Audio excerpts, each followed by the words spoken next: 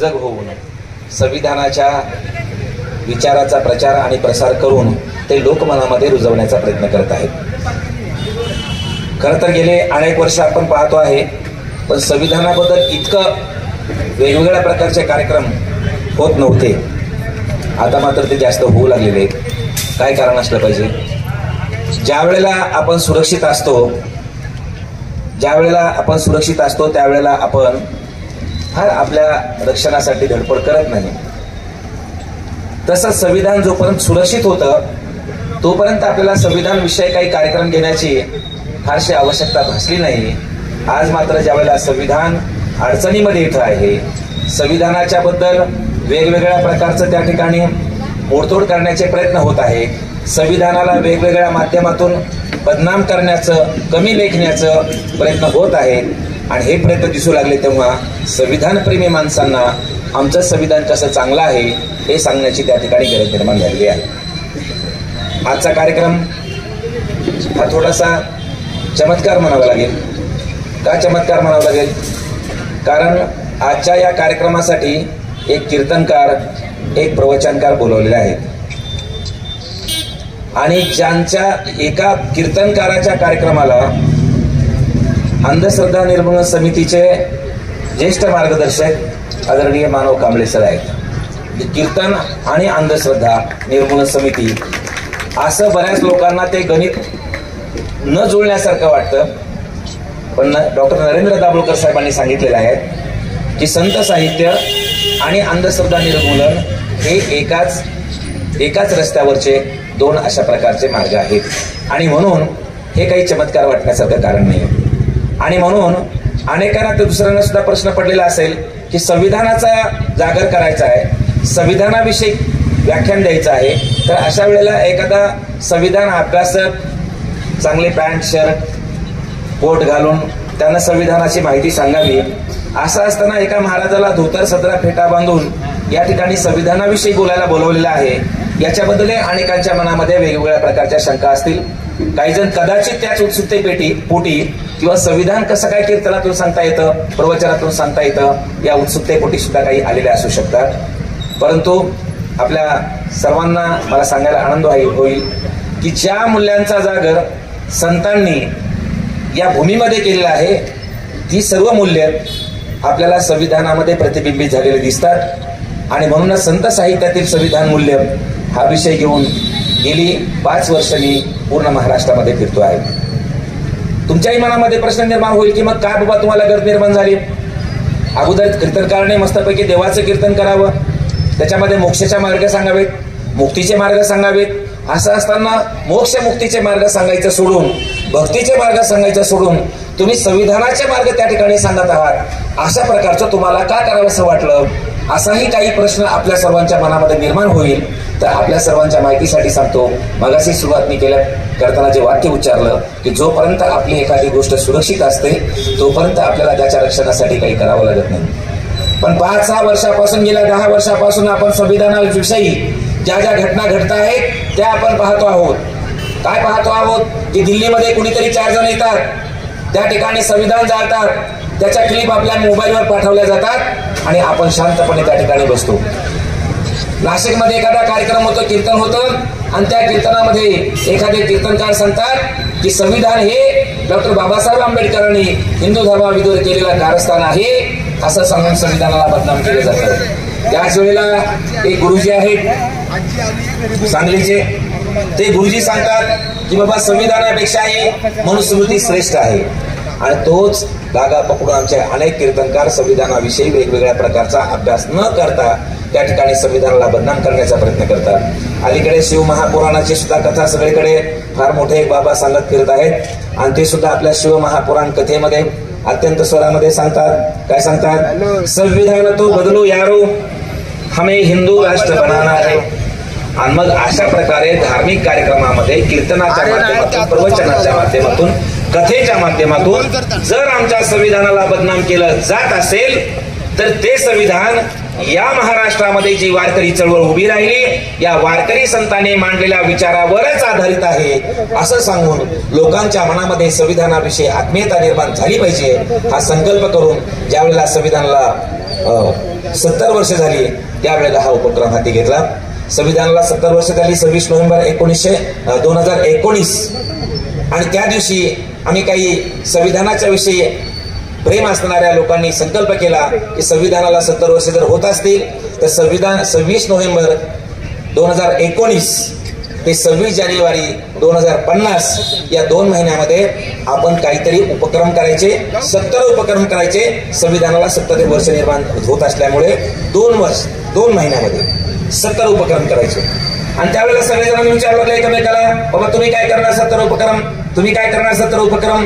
मग माझ्याकडे बारी आली त्यावेळेला मला विचारलं की तुम्ही काय 70 उपक्रम करणार आहात. त्यावेळेला मी सहज माझ्या तोंडातून निघून गेलं की या 2 महिन्यामध्ये मी 70 ठिकाणी संविधानाचं प्रवचन, कीर्तन किंवा व्याख्यान देईन. आणि तुम्हाला सांगतो त्याचं पहिलं कीर्तन हे देशाची राजधानी दिल्लीमध्ये RK पुरम इथं विठ्ठल मंदिरामध्ये केलं. आपण जर कधी दिल्लीला गेलात तर RK पुरम नावाचा एक विभाग आहे, तिथं आपल्या महाराष्ट्रातल्या मंडळीने जाऊन विठ्ठल मंदिर बांधलेलं आहे. आणि म्हणून पहिलं माझं कीर्तन संविधानाचं तिथे केलं. 35वं त्या 2 महिन्यामधलं 35वं राज्याची उपराजधानी नागपूर इथे केलं. आणि 70वाचं नियोजन महाराष्ट्राची राजधानी असणारी मुंबईमध्ये ठरवलं होतं. पण 70 याचं नियोजन झालं आणि नेमका एका अंतरावर मला फोन आला की महाराज आम्हाला जरा तुमचं जे काही प्रवचनाचं चाललंय संविधानाचं त्याची खूप वेगवेगळ्या सोशल मीडियाच्या माध्यमातून माहिती मिळते, तर तुम्ही आमच्या साताऱ्याला कराल का. तर मी सांगितलं मला 70 करायचं होतं आणि 70चं नियोजन झालंय. ते म्हणले 70चं नियोजन झालंय आणि एका हातावर केलं तुम्हाला पाप लागेल का. मी म्हणलं पाप बीप लागायचं मला बंद झालंय. पापाने माझ्याकडे यायचं ते सध्या टाळलेलं आहे, त्याच्यामुळे पुण्यही मला लागत नाही आणि पापही लागत नाही. आणि मग पाटील साहेब मला सांगायला आनंद वाटेल की आम्ही ठरवले होते 2 महिन्यामध्ये 70, पण त्या 2 महिन्यामध्ये 70 ठिकाणी संविधानाची प्रवचनही कीर्तन करता आली. आणि आजचं आपलं 26 नोव्हेंबर 2019 ते आजचं आपलं 184वं संविधान प्रवचन त्या ठिकाणी. काय संविधानाचं महत्व आहे आपल्या, काय संविधानाबद्दल आपल्याला एवढं आत्मीयता वाटायला पाहिजे. याचं एकमेव कारण आहे की जगामधलं आपलं संविधान हे सर्वश्रेष्ठ संविधान आहे. नवे याच्या पुढे जाऊन सांगतो की ज्या अमेरिकेला आम्ही महासत्ता म्हणतो त्या अमेरिकेच्या संविधानापेक्षाही आमचं संविधान अधिक मजबूत आहे. तुम्ही मला महाराज आपल्या देशावर आपलं प्रेम असतं आणि आपल्या देशावर प्रेम असल्यामुळे आपल्या संविधानाबद्दल आपल्याला प्रेम असणं बरोबर आहे. पण आपलं संविधान चांगलं म्हणणं इथपर्यंत मला ठीक वाटतं, आपलं संविधान उत्कृष्ट आहे असं म्हणणंही मला बरं वाटतं.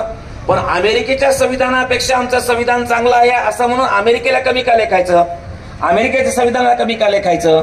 आपल्याबद्दल चांगलं म्हणणं आम्हाला पटतंय, पण आपलं चांगलं म्हणत असताना उगाच दुसऱ्याला कमी लेखावं असं काय मला पटत नाही. आणि तुम्ही जर असं एखादं विधान केलं असेल तर अमेरिकेच्या संविधानापेक्षा आमचं संविधान कसं श्रेष्ठ आहे याचा तुम्हाला पुरावा द्यावा लागेल. आणि आपल्या माहितीसाठी सांगतो, मी काही नुसता कीर्तनकार नाही. मी 38 वर्ष वेगवेगळ्या वर्तमानपत्रामध्ये वेगवेगळ्या पदावर काम केलेलं आहे आणि त्याच्यामधले सुद्धा पहिले 20 वर्ष मी क्राईम रिपोर्टिंग केलेलं आहे.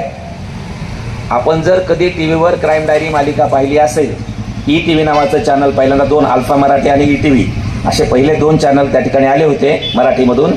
त्यातल्या ETV नावाच्या चॅनलवर क्राईम डायरी नावाची मालिका लागत होती आणि त्या क्राईम डायरी मालिकेचे 1753 भाग मी एकट्याने लिहिलेले.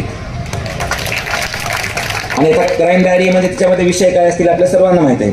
क्राईम डायरी मालिकेमध्ये काय दाखवत होते की बाबा आज पिंपरी चिंचवड या ठिकाणी हरिनाम सप्ताहाचं आयोजन केलेलं आहे आणि त्याच्यामध्ये ज्ञानेश्वरीचं पारायण होणार आहे. नाही मग काय बातम्या असतात त्याच्यामध्ये, ह्यानं त्याला भोकसलं, त्यानं त्याला मारलं आणि ह्या सगळ्या कायद्याच्या चौकटीत राहणाऱ्या बातम्या द्याव्या लागत होत्या आणि त्या सत्य घटनेवर आधारित त्या ठिकाणी ती एपिसोड व्हायचे. 1753 त्या मालिकेचे भाग आणि माझ्या 20 वर्षाच्या कारकिर्दीमध्ये हजारो बातम्या आणि शेकडो लेख लिहिलेले असताना माझ्या एकाही बातमीवर खुलासा आला नाही की तुम्ही असं म्हटलेले ते चुकीचं आहे. माझ्या एकाही बातमीवर डिफॉर्मेशनची केस झाली नाही. का झाली नाही? आधी पुरावा हातात ठेवतो आणि मग बातमी लिहितो आणि तोच नियम मी कीर्तनामध्ये, प्रवचनामध्ये, व्याख्यानामध्ये पाळलेला आहे. महाराज बरं झालं या निमित्ताने तुम्ही तुमची ओळखही करून दिली आहे, पण आम्हाला सांगा की तुम्ही आता म्हणता की प्रत्येक वाक्याला मी पुरावा देतो, तर अमेरिकेच्या संविधानापेक्षा आपलं संविधान कसं काय श्रेष्ठ आहे याचा पुरावा द्या. देतो पुरावा. अमेरिकेचं संविधान तयार झाल्यानंतर, नीट ऐका, अमेरिकेचं संविधान तयार झाल्यानंतर तिथल्या महिलांना मतदानाचा हक्क मिळण्यासाठी 27 वर्ष संघर्ष करावा लागला. 27 वर्ष. अमेरिकेचं संविधान तयार झाल्यानंतर तिथल्या महिलांना मतदानाचा हक्क मिळण्यासाठी 27 वर्ष संघर्ष करावा लागला. मात्र विश्वरत्न महामानव डॉक्टर बाबासाहेब आंबेडकरांनी जे संविधान आम्हाला दिलं आणि ज्या दिवशी संविधान लागू झालं, कोणत्या दिवशी? 26 नोव्हेंबर 1950 रोजी संविधान लागू झालं. 26 जानेवारी 1950 रोजी आपलं संविधान लागू झालं आणि त्याच वेळेला इथल्या सर्व माता भगिनींना आम्हाला मतदानाचा हक्क मिळाला. आता पुढचं आहे का अमेरिकेच्या बद्दलचं.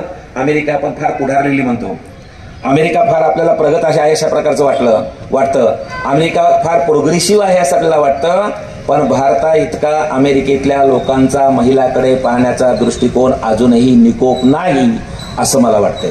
तुम्ही म्हणाल महाराज ठीक आहे, आपल्या देशाबद्दल चांगलं म्हणायला पाहिजे, पण तुम्ही अमेरिकेवर दनादन आरोप करत चाललेले आहात. एकाचा पुरावा दिला आम्हाला पटलं, पण आम्ही अमेरिकेमध्ये पाहतो स्त्रियांना किती स्वातंत्र्य आहे, अमेरिकेमध्ये किती कमी स्त्रिया कपड्यामध्ये स्त्रिया वावरल्या तरी त्यांना कसं काही कुणी बोलत नाही. आमच्या इथल्या स्त्रियांचा मात्र जरा पदर खाली आला की लगेच आमचे कीर्तनकार महाराज पदर पदर करून ओरडतात. मग अशा प्रकारे आपल्याकडे इतके त्या महिलावर बंधन असताना आणि अमेरिकेकडे एवढं मुक्त वातावरण असताना अजूनही तुम्ही म्हणता की अमेरिकेच्या पेक्षा आपल्या भारताचा हा स्त्रियांकडे पाहण्याचा दृष्टिकोन अधिक निकोप आहे. तसं जर म्हणत असाल तर त्याचा पण पुरावा द्या. देतो पुरावा. बघा आज 21व्या शतकात सुद्धा अमेरिकेची राष्ट्राध्यक्ष महिला होऊ शकलेली नाही. आणि श्यामसुंदर महाराजांवर विश्वास ठेवायची गरज नाही, तसं कोणत्याच महाराजांवर विश्वास ठेवू नका. त्या महाराजांनी जर एखादं विधान केलं असेल आणि त्याच्याबद्दल तुमच्या मनामध्ये शंका निर्माण झाली असेल तर तात्काळ त्या महाराजाला त्याच्याबद्दलचा प्रश्न विचारला पाहिजे. पण तशी प्रश्न विचारण्याची अजून सोय कीर्तनात झालेली नसल्यामुळे कांबळे सर आमच्या कीर्तनकारांचं बरं चाललंय. ज्या दिवशी लोक त्या एखाद्या केलेल्या विधानावर, कीर्तनकाराने केलेल्या विधानावर, काय विधान आहे की बाबा तुमचं पोरग जर पास होत नसेल तर त्याला अभ्यास करायला काही सांगू नका. मग काय करा, एक बेलाचं पान घ्या, त्या बेलाच्या पानाला 3 पानं असतात, पुढे असे 3 फनगड्या असतात, त्यातल्या मधल्या फनगडीवर वरून मध लावा, खालून मध लावा आणि ते महादेवावर वहा. तुम्हाला पोराला अभ्यास करायची गरज नाही. असं जर एखाद्या बाबानं म्हटलं असेल तर त्याला सांगायचं आज पोराला त्या ठिकाणी महादेवाच्या पिंडीवर ते व्हायला सांगतो आणि जर पोरग नापास झालं तर पोराच्या अगोदर तुला येऊन हाणतो. असं जर म्हणायला लोकांनी सुरुवात केली तर अशा प्रकारचे बिछूट केलेले विधानं त्या ठिकाणी महाराज मंडळी करणार नाहीत. पण असं बोलणाऱ्याला कोणी अडवत नाही. उलट 10-10 लाखाची त्यांची फीस देऊन त्यांना त्या ठिकाणी बोलावलं जातं. आणि मग ते सांगतात आमच्या माता भगिनी सुद्धा, तुझ्या समस्या आहेत ना त्या सर्व समस्याचा हल होईल. कशामुळे? 1 लोटा काय जल आणि सर्व समस्या का हल असं होईल. आम्ही जाऊ 1 लोटा घेऊन, पण समस्या सुटली नाही, ती जर हाल झाली नाही तर तुझे हाल आम्ही करू. असं जर लोकांनी म्हणायला सुरुवात केली तर ते महाराज मंडळी थांबतील. खरं तर वारकरी संप्रदाय असल्या विचाराचा नाही. ते एक मध्ये पण आलं होतं इकडे महाराष्ट्रात. खरं तर पाटील सर आपल्या महाराष्ट्रातल्या संतांनी उत्तर भारतामधल्या भक्ती परंपरेला मार्गदर्शन केलेलं आहे. आणि म्हणून उत्तर भारतामध्ये कबीरापासून रविदासापासून मीराबाईपर्यंत जर आपण साहित्य चाललं तर आनंद यादव यांना साहित्य संमेलनाचा अध्यक्ष होऊ दिलं नाही. इतकं आम्ही तुकाराम महाराजांच्या बद्दल जर सजग असू तर एखादा उत्तर भारतामधला माणूस येतो आणि आमच्या तुकाराम महाराजांचा या ठिकाणी अपमान करतो, त्यावेळेला त्याला सुद्धा प्रश्न विचारला पाहिजे. काय म्हणला तो माहिती ना, त्याने एवढी तर सांगितलं की तुकाराम महाराज की लुगाई उन्हे डंडे से पीटती थी. म्हणजे तुकाराम महाराजांची बायको तुकाराम महाराज दंड्यानं मारित होते आणि हा बागेश्वर बाबा तिथं बाजूला उभारून बघत होता. पण असं बोललेलं असताना सुद्धा त्याची तो बोलला याचं मला फार नवल वाटलं नाही. पण अशा प्रकारचा तो बोलत असताना वारकरी संप्रदायामधल्या एकाही माणसाला त्याचा निषेध करावासा वाटत नाही. ही जास्त निषेधार्ह गोष्ट आहे. आणि तो येऊन काय सांगतो आम्हाला, परचा करतो, परचा. बरोबर की नाही? आमच्या वारकरी संतांनी कधीही भविष्यावर विश्वास ठेवला नाही. किंबहुना आमचे तुकाराम महाराज तर सांगतात की जे भविष्य बघणार आहेत त्यांच्याबद्दल मला अत्यंत कंटाळा आहे. काय म्हणतात तुकाराम महाराज? सांगो जाणती शकून भूत भविष्य वर्तमान, त्यांचा म्हासी कंटाळा पाहून आवडती डोळा. अशा प्रकारचे जे लोक आहेत ना, ते आम्हाला डोळ्यानं पाहायला सुद्धा आवडत नाहीत. अशी आमची भक्ती परंपरा जी उत्तर भारताला मार्गदर्शन करते, आणि ते लोक येऊन या ठिकाणी आमच्याला अंधश्रद्धेमध्ये अडकवण्याचं काम करतात. अशा वेळेला भारतीय संविधानामध्ये विश्वरत्न महामानव डॉक्टर बाबासाहेब आंबेडकरांनी अनुच्छेद 51 मध्ये जे काही उपकलम ड आहे त्याच्यामध्ये जो आम्हाला वैज्ञानिक दृष्टिकोन सांगायला सांगितलेला आहे, वैज्ञानिक दृष्टिकोन अंगीकारायला सांगितलेला आहे, तो त्या ठिकाणी आपल्याला दिसत नाही. मी अमेरिकेच्या सांगितलं महिलांना की 21व्या शतकात सुद्धा अमेरिकेची राष्ट्राध्यक्ष महिला होऊ शकलेली नाही. आपल्या इथे मात्र विश्वरत्न महामानव डॉक्टर बाबासाहेब आंबेडकरांनी जे आम्हाला संविधान दिलं, त्या संविधानाने या देशातल्या सर्व मोठ्या पदावर बसण्याचा मान इथल्या महिलांना मिळालेला आहे. सर्व मोठ्या पदावर बसण्याचा मान.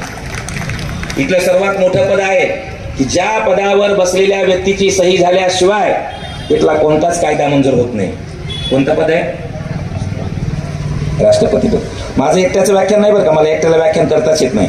मला तुम्हाला बरोबर जर तुम्ही काही राहिलात माझ्या, तर मला व्याख्यान करता येईल, त्या 4 शब्द बोलता येतील. या देशातलं सर्वात मोठं पद, ज्या पदावर बसलेल्या व्यक्तीची सही झाल्याशिवाय इथला कोणताच कायदा मंजूर होत नाही. कोणतं पद आहे? राष्ट्रपती पद. आणि या राष्ट्रपती पदावर सुद्धा 2 महिला आतापर्यंत बसू शकल्या गेल्या 75 वर्षामध्ये. कोण कोण? एक आपल्या महाराष्ट्राच्या कन्या प्रतिभाताई पाटील आणि दुसरा द्रौपदी मुर्मू. भारतरत्न डॉक्टर बाबासाहेब आंबेडकरांनी तुम्हाला त्या ठिकाणी अधिकार दिला आणि राष्ट्रपती पदी बसता आलं. दुसरं पद आहे पंतप्रधान पद. या पंतप्रधान पदावर सुद्धा एक महिला बसल्या. नाव तुम्हीच सांगायचं. आणि अशा खतरनाक पंतप्रधान इंदिरा गांधी. आज मला त्यांची खूप आठवण होते. ते पाकिस्तान सारखं आमच्या कागाळी करतायत. एकूण बॉम्ब टाक, तिकून अतिरेकी घुसव, तिकडून हल्ले कर. आताच परवा काश्मीरमध्ये झालं आणि त्याच्याबद्दल काय काय आहे ते आपण सगळेजण त्या ठिकाणी ऐकत आहोत. असं पाकिस्तान कागाळ्या करतंय, पाकिस्तान कागाळ्या करतंय. असं पाकिस्तान कागाळ्या करत असताना इंदिरा गांधीनं पाहून घेतलं आणि त्या पाकिस्तानला असा झटका दिला की एका झटक्यामध्ये पाकिस्तानचे 2 तुकडे करून टाकले. बांगलादेशाची निर्मिती झाली. इंदिरा गांधी हे का करू शकल्या? भारतीय संविधानाने एका महिलेला अधिकार दिला आणि त्या अधिकारामुळे इंदिरा गांधी तेवढं कर्तृत्व गाजवू शकल्या. हे आमचं संविधान आहे. नवे आज अनेक राज्याच्या मुख्यमंत्री महिला होऊ शकल्या. आपल्या राज्यामध्ये अनेक मंत्री होऊ शकल्या. आणि दुसरं तर आपल्याला जे प्रशासकीय सेवेमध्ये आपण पाहतो आहोत की अनेक महिला आज IAS IPS अधिकारी होऊन जिल्ह्याचे कारभार पाहतायत, कायदा आणि सुव्यवस्था राखत आहेत. हे सगळं महिलांना अधिकार देण्याचं काम कोणी केलं असेल ते भारतीय संविधानाने केलंय. आणि म्हणून अमेरिकेतल्या महिलांना 27 वर्ष संघर्ष करावा लागला. माझ्या माता भगिनींना मात्र ज्या दिवशी संविधान लागू झालं त्याच दिवशी त्या ठिकाणी मिळालं. अजून एक आपल्या संविधानाचं वैशिष्ट्य सांगतो. काय संविधानाचं वैशिष्ट्य आहे? आपल्या संविधानाचं वैशिष्ट्य आहे आपल्या बरोबर वेगळ्या झालेल्या पाकिस्तानने, त्याच्या अगोदर असणाऱ्या अमेरिकेनं आपलं संविधान त्या ठिकाणी तयार झाल्यानंतर ते संविधान आपल्या महाशक्तीला अर्पण केलं. म्हणजे अमेरिकेचं संविधान गॉडला अर्पण केलं, तर पाकिस्तानचं संविधान हे अल्लाहला अर्पण केलं. आपलं संविधान तयार झाल्यानंतर ते संविधान कुणाला अर्पण करायचं याच्यावर संविधान सभेमध्ये वेगवेगळ्या प्रकारच्या चर्चा झाल्या. आणि या चर्चा होत असताना अनेकांनी पर्याय सुचवले. म्हणले काय की आपल्या देशाची विभागणी ही धर्मावर आधारित झालेली असल्यामुळे आपला देश हा फक्त हिंदू लोकांचा राहिला पाहिजे आणि म्हणून आपलं जे संविधान आहे ते देवाला अर्पण करावं, असं काही लोकांनी मांडण्याचा प्रयत्न केला. पण त्यावेळेला सर्वांनी सांगितलं की आपला देश हा जरी धर्माच्या आधारावर वेगळा होऊन काही लोक बाहेर गेलेले असले तरी त्यांनी जरी इस्लाम स्वीकारलेला असला आपल्या देशाचा धर्म, तरी भारताने तो धर्म स्वीकारलेला नाही. तर आपला देश हा सर्व धर्माचा देश असल्यामुळे आपल्याला एका देवाला ते अर्पण करता येणार नाही. मग काही लोकांनी सुचवलं की बाबा या देशाच्या स्वातंत्र्यासाठी ज्या ज्या महापुरुषांनी त्या ठिकाणी बलिदान दिलं त्या महापुरुषाला आपण संविधान अर्पण करूया. त्याच्यावरही एकमत होऊ शकलं नाही. जसं आपल्या राष्ट्रपिता महात्मा गांधी यांचं कार्य देशाच्या स्वातंत्र्यामध्ये मोठं असल्यामुळे राष्ट्रपिता महात्मा गांधी यांना हे अर्पण करावं अशा प्रकारचा एक विचार पुढे आला. मात्र त्यालाही मान्यता मिळू शकली नाही. आणि मग शेवटी एक विचार पुढे आला की आपलं संविधान देवाला अर्पण करायचं नाही, आपलं संविधान कुठल्या महापुरुषाला अर्पण करायचं नाही, आपलं संविधान मग कुणाला अर्पण करायचं ठरलं? स्वतःला अर्पण करायचं ठरलं. आणि म्हणून आपल्या संविधानाचं वैशिष्ट्य काय असेल तर आपलं संविधान हे आपल्याला स्वतः प्रत समर्पित करीत आहोत. आताच आपण प्रस्तावना त्या ठिकाणी प्रस्ताविका वाचली की त्याच्यामध्ये भारताचं संविधान हे आपल्याला स्वतःला अर्पण केलेलं आहे. खरं तर मानव सर हे जर संविधान देवाला अर्पण केलं असतं ना बरं झालं असतं. तुम्हाला महाराज बरोबर आहे, तुम्ही महाराज असल्यामुळं देवालाच अर्पण करावं असं वाटणं स्वाभाविक आहे. पण तसं झालं असतं तर काय फरक पडला असता? आपलं जर संविधान देवाला अर्पण केलं असतं तर बरं झालं असतं. काय बरं झालं असतं? कारण त्या संविधानाचं जे काही बरं वाईट होईल ते देवानं बघून घेतलं असतं. मात्र विश्वरत्न महामानव डॉक्टर बाबासाहेब आंबेडकरांनी आपल्याला ती संधी सोड ठेवलेली नाही. हे संविधान इथल्या प्रत्येक माणसाने स्वतः प्रत अर्पण केलं असल्यामुळे या संविधानाच्या रक्षणाची जबाबदारी आपल्या प्रत्येक जणाची आहे. आणि म्हणून हे आपल्या संविधानाचं वैशिष्ट्य आहे. आणि आपल्या संविधानानं मगाशी म्हटल्याप्रमाणे सारखा सगळ्यांना अधिकार दिलाय. मग तुम्ही म्हणाल महाराज तुम्ही या ठिकाणी प्रवचन करण्याचं कारण काय? संविधानामध्ये आणि वारकरी संप्रदायामध्ये परस्पर काय पूरकता आहे? दोघांमध्ये काय साम्य आहे? आता हे सगळं साम्य सांगायचं झालं तर ते आपल्याला 1 सव्वा तासाच्या प्रवचनामध्ये सांगता येणार नाही. पण त्याच्यासाठी आपली जी प्रस्ताविका वाचलेली आहे आणि प्रस्ताविकेमध्ये जी आपल्याला 4 मूल्य महत्वाची सांगितले, कुठली? समता, स्वातंत्र्य, बंधुत्व, त्याचा खूप फायदा झाला. नवे इथल्या वारकरी संतांच्या बद्दल महामानव डॉक्टर बाबासाहेब आंबेडकरांच्या मनामध्ये अत्यंत आत्मीयता होती. मला माहित आहे पुन्हा तुम्ही पुरावा मागणार आहेत आणि मागायच्या आधी मी देणार आहे.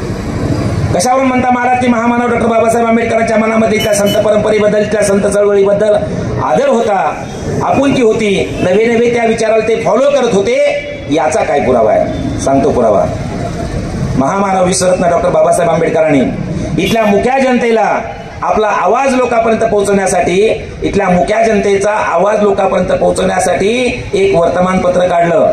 पहिलं वर्तमानपत्र कोणतं आहे? मूक नायक. इथल्या मुख्या जनतेचा आवाज तिथल्या प्रस्थापित व्यवस्थेपर्यंत पोहोचला पाहिजे यासाठी महामानव डॉक्टर बाबासाहेब आंबेडकरांनी मूक नायक वर्तमानपत्र काढलं. आणि मूक नायक वर्तमानपत्राची जी स्लोगन होती, आजही जे वर्तमानपत्र आहेत त्या प्रत्येकाची आपली आपली काही स्लोगन आहे. आमच्या महाराष्ट्राचं काय आहे? पत्र नव्हे मित्र. लोकमतचं काही वेगळं आहे, कुठल्या अजून तिसऱ्याचं काही वेगळं आहे. तसं महामानव विश्वरत्न डॉक्टर बाबासाहेब आंबेडकरांनी जे आपलं मूक नायक वर्तमानपत्र काढलं, त्या मूक नायक वर्तमानपत्रावर जे स्लोगन छापलेली होती, जे ब्रीदवाक्य छापलेलं होतं ते तुकाराम महाराजांचा अभंग होता. कोणता अभंग होता? डॉक्टर बाबासाहेब आंबेडकर आणि आपला मूक नायक वर्तमानपत्रावर अभंग छापतात. कोणता अभंग आहे? काय करू आता धरून या भीड, निशंक हे तोंड वाजविले, नोहे येथे कोणी मुकियाचा जाण, सार्थक लाजोनी नोहे हेत. तुकाराम महाराज त्यावेळेच्या प्रस्थापित व्यवस्थेला ठणकावून सांगताना म्हणतात की बाबांनो, आता मुक्यानं राहून अन्याय सहन करता येणार नाही, तर आता कुणाची भीड न ठेवता आपल्याला आपलं किमान तोंड वाजवावं लागेल, आपले दुःख मांडावे लागतील. काय करू आता धरून या भीड. आणि म्हणून डॉक्टर बाबासाहेब आंबेडकरांना वाटलं की जे तुकाराम महाराजांनी त्यावेळेच्या प्रस्थापित व्यवस्थेला ठणकावलेलं आहे, आजच्या राज्यकर्त्याला आणि प्रस्थापित व्यवस्थेला आपल्याला सुद्धा त्याच भाषेत सांगावं लागेल. आणि म्हणून मूक नायक या वर्तमानपत्रावर डॉक्टर बाबासाहेब आंबेडकरांनी तुकाराम महाराजांच्या त्या अभंगाच्या ओळी छापल्या. पुढे उच्च शिक्षणासाठी बाबासाहेबांना परदेशामध्ये जावं लागलं. त्यांनी परदेशामध्ये जात असताना मूक नायक या वर्तमानपत्राची जबाबदारी आपल्या सहकार्यावर सोपवली. पण बाबासाहेब गेल्यानंतर ते काही फार काळ वर्तमानपत्र चालू शकलं नाही. अगदी 5-6 अंकाच्या नंतर ते वर्तमानपत्र बंद पडलं. बाबासाहेब उच्च शिक्षण घेऊन परत भारतामध्ये आले. त्यावेळेस त्यांना आपलं वर्तमानपत्र बंद पडल्याचं कळालं आणि मग त्यांनी आपल्या मुक्या जनतेचा आवाज, आपल्या बहिष्कृत जनतेचा आवाज लोकांपर्यंत पोहोचवण्यासाठी दुसरं वर्तमानपत्र काढलं. नाव बहिष्कृत भारत. बहिष्कृत भारत. आणि या बहिष्कृत भारत या वर्तमानपत्रावर बाबासाहेबांनी ज्ञानेश्वरी मधली ओवी छापलेली होती. कोणती ओवी आहे?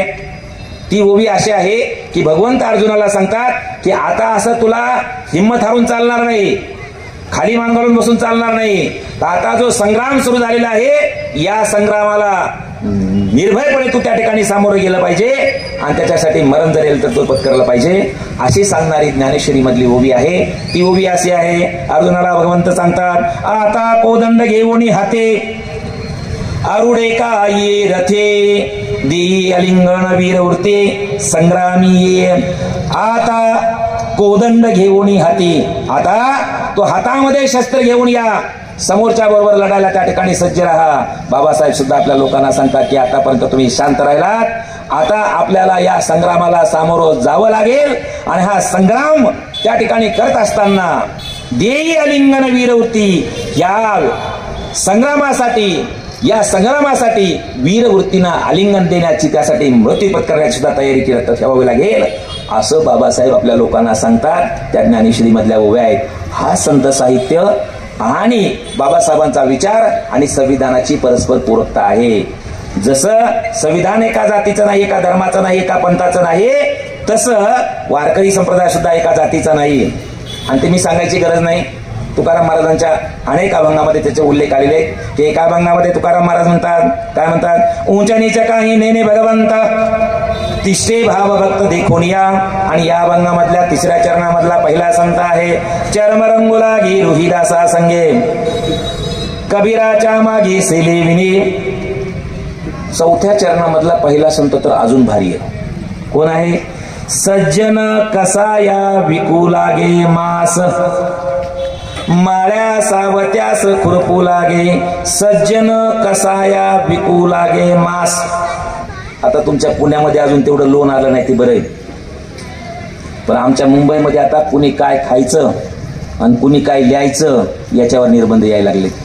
एखाद्या सोसायटी जर बांधलेली असेल तर त्याच्यामध्ये कुणी जर मांस खात असेल, कुणी जर नॉनव्हेज खात असेल तर त्या सोसायटीमध्ये त्यांना घरं विकत मिळत नाहीत, भाड्यानं मिळत नाहीत. एखाद्याला मिळालं आणि त्यांनी जर खालच्या आपल्या फ्लॅटमध्ये बोंबील भाजले आणि वरच्याला जर वास आला तर ती लोक येऊन मारायला लागले.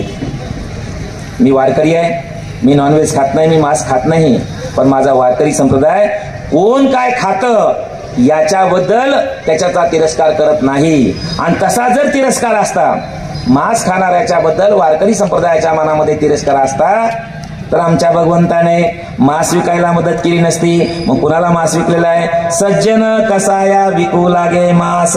सज्जन कसायाला आमचा भगवंत मांस विकण्यासाठी सुद्धा मदत करतो. याच्यामध्ये सर्व संतांची यादी दिलेली आहे की कोणत्या कोणत्या संताबरोबर भगवंताने काय काय काम केलं आणि त्याच्यावरून त्या संतांची जात आपल्या लक्षामध्ये येते.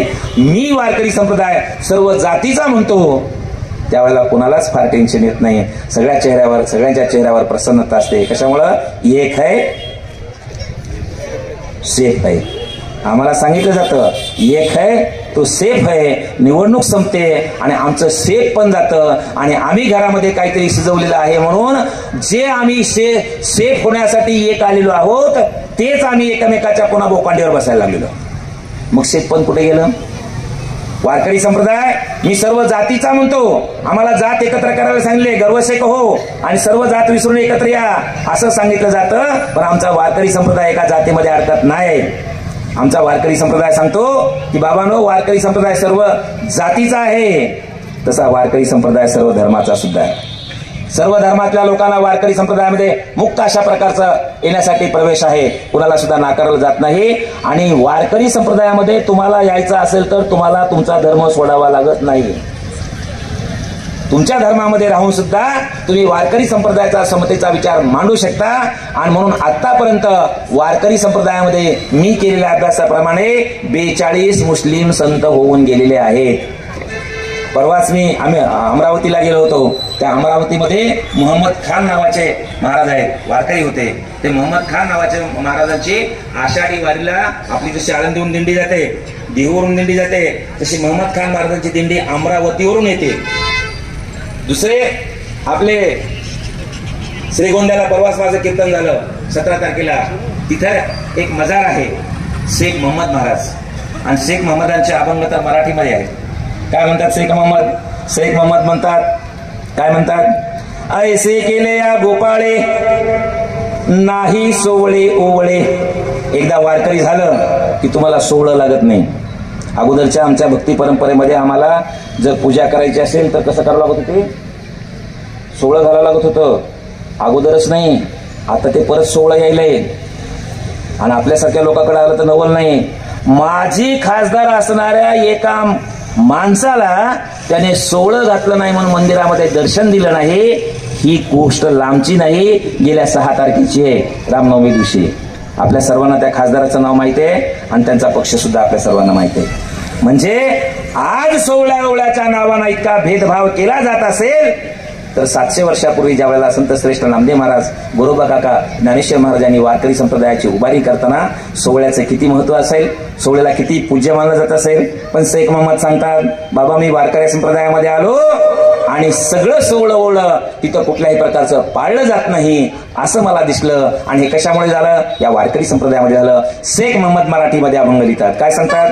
काटे केतकीच्या झाडा आत फुलला केवडा. केतकीच्या झाडाला काटे आहेत परंतु आतमध्ये केवढा सुगंधित असतो. म्हणजे तुमच्या जीवनामध्ये येणारा प्रसंग असणार तुम्हाला अनुकूल असलेलेच असं नाही, पण ज्या वेळेला तुम्ही याच्यावरून वाटचाल कराल त्या दिवशी एक दिवशी तुमचं सामर्थ्य एवढं वाढेल की त्याच्यातून केतकीसारखं सुगंधित तुमचं जीवन होईल. अशा प्रकारचं सांगणारे शेख मोहम्मदांचे अभंग.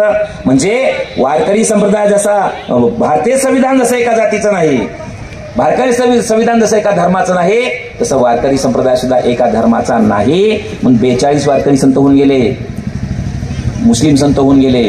तुम्हाला महाराष्ट्रात दुसरं जुनं नका मला सांगू.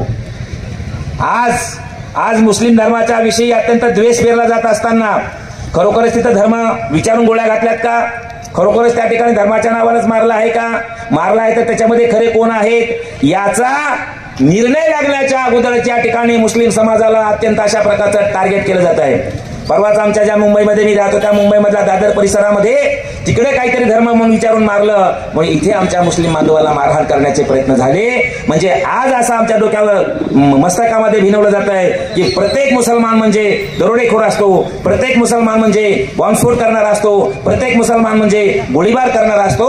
अशा प्रकारचा मुस्लिम समाजाच्या विषयी द्वेष पेरण्याचं काम सुरू असताना एवढ्या द्वेषाचा वनवा अंगावर झेलून आज एखादा तुमचा कीर्तनकार आहे का मुस्लिम की जो खांद्यावर विना घेतो आणि खांद्यावर विना घेऊन वारकरी संप्रदायाचा हा समतेचा विचार सांगतो, असा एकतरी आज मुस्लिम कीर्तनकार आहे का? असा आपल्या सर्वांच्या मनामध्ये प्रश्न निर्माण होईल. पण आपल्या माहितीसाठी सांगतो की आजही 22 मुसलमान कीर्तनकार आहेत, 22. ज्याच्यामध्ये आमचे निफाडचे जलाल महाराज सय्यद आहेत. एका कुटुंबाने तर आपलं घर सोडलं आणि नूर बाबा आमच्या आळंदीमध्ये येऊन राहिले आणि नूर बाबांचे चिरंजीव त्या ठिकाणी अकबर महाराज शेख या ठिकाणी कीर्तन करतायत आणि कीर्तनाच्या माध्यमातून सामाजिक समता साधण्याचा प्रयत्न करतायत. आजही 22 मुसलमान कीर्तनकार या वारकरी संप्रदायामध्ये आहेत. म्हणजे वारकरी संप्रदाय कुठल्याही एका जातीचा नाही, कुठल्याही एका धर्माचा नाही आणि तो फक्त पुरुषांचा नाही. भारतीय संविधान तर एकट्या पुरुषांचं आहे का? मागाशी सांगितलं की भारतीय संविधानानं स्त्रियांना किती महत्व दिलेलं आहे. आता तर त्यांना काही वर्षापूर्वी आरक्षण सुद्धा मिळालं. किती टक्के? 50% आरक्षण मिळालं. आणि आता तर त्याच्या पुढचं पाऊल टाकलेलं आहे. आता तर ह्या सगळ्या ताई मंडळी साधारण राहिलेल्या नाहीत, आता ह्या लाडक्या झालेल्या आहेत. आणि त्या कुणाच्याही लाडक्या नाहीत. कुणाच्या लाडक्या आहेत? मुख्यमंत्र्याच्या लाडक्या बहिणी झालेल्या आहेत. पण मानव सर मला परवाच माहिती मिळाली की काही बहिणीचा लाड कमी व्हायला मिळाला. 2 महिने तर बहिणीचा लाडच पूर्ण बंद आहे म्हणा. आणि ते कशासाठी बंद आहे तर आता सगळ्या बहिणीचा लाड नाही करायचा. म्हणजे एखाद्या बहिणीच्या घरामध्ये जर गाडी असेल तर तिचा लाड बंद, तिच्या घरामध्ये सरकारी नोकरीला माणूस असेल तर तिचा लाड बंद, अशा प्रकारचं सांगितलं जात आहे. आणि दुसरं आपल्याला 50% आरक्षण दिले. हे वारकरी संतांनी जर आपल्याला पाहिलं तर वारकरी संत परंपरेवर जर आपण यादीवर नजर टाकली तर जितके पुरुष संत आहेत तितके आपल्याला महिला संत त्या ठिकाणी दिसतात. आणि म्हणून महिलांना समान अधिकार दिला पाहिजे हा विचार कदाचित बाबासाहेबांना त्याच्यातून सुद्धा स्फुरलेला असू शकतो. 50% आरक्षण दिले. पण मधल्या काळामध्ये वारकरी संतांना समानतेनं वागवलं, पण मधला कुठला काळ आपल्याला माहित आहे, काय झालं आपल्याला माहित आहे. आणि आपण पुणे परिसरामध्ये राहतात, या ठिकाणी महिलांना कोणत्या तऱ्हेनं वागवलं गेलं याची सगळी आपल्याकडे माहिती आहे. तुम्ही कळते कार्यकर्ते आहात, जाणते कार्यकर्ते आहात, म्हणून इथल्या घटना तुम्हाला सांगणार नाही. आणि म्हणून आम्हाला आज बाबासाहेबांच्या या संविधानाच्या मुळे पुढे जे कायदे झाले ते कायद्यानुसार आमच्या महिलांना 50% आरक्षण मिळालं. मिळालं ना 50% आरक्षण? पण मला आता खरं सांगा बरं, 50% तुम्हाला आरक्षण मिळाले, पण खरंच तुम्हाला नेतृत्व करून दिलं जाते को? म्हणजे आता सर तुमच्या सगळ्याची ओळख बिळख झाली आहे, सगळं तुमचं मला मगाशीपासून आमचे पाटील सरांनी वगैरे माझी खूप चांगली व्यवस्था ठेवली, आणि मग आता मला असं वाटलं की एवढी तुम्ही माझी व्यवस्था करता, आपण इथंच राहायला आलं पाहिजे. आणि मग मी इथं राहायला आलो आणि लगेच निवडणूक लागली, आणि मला वाटलं तुम्ही एवढे प्रेम करताय म्हणजे आपण या ठिकाणी नगरसेवक झालं पाहिजे. आता महापालिकेच्या निवडणुका येतील ना, चालेल तयारी सगळी.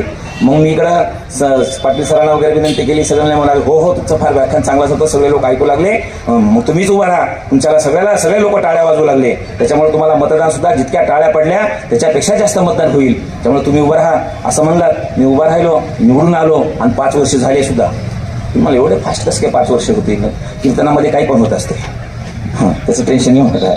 मी निवडून आलो, या भागात आलो, राहिलो, 5 वर्ष झाली, आणि माझा वॉर्ड महिलेसाठी राखीव झाला. महिलांना आम्ही 50% आरक्षण दिलं, म्हणून महिलेसाठी माझा वॉर्ड राखीव झाला.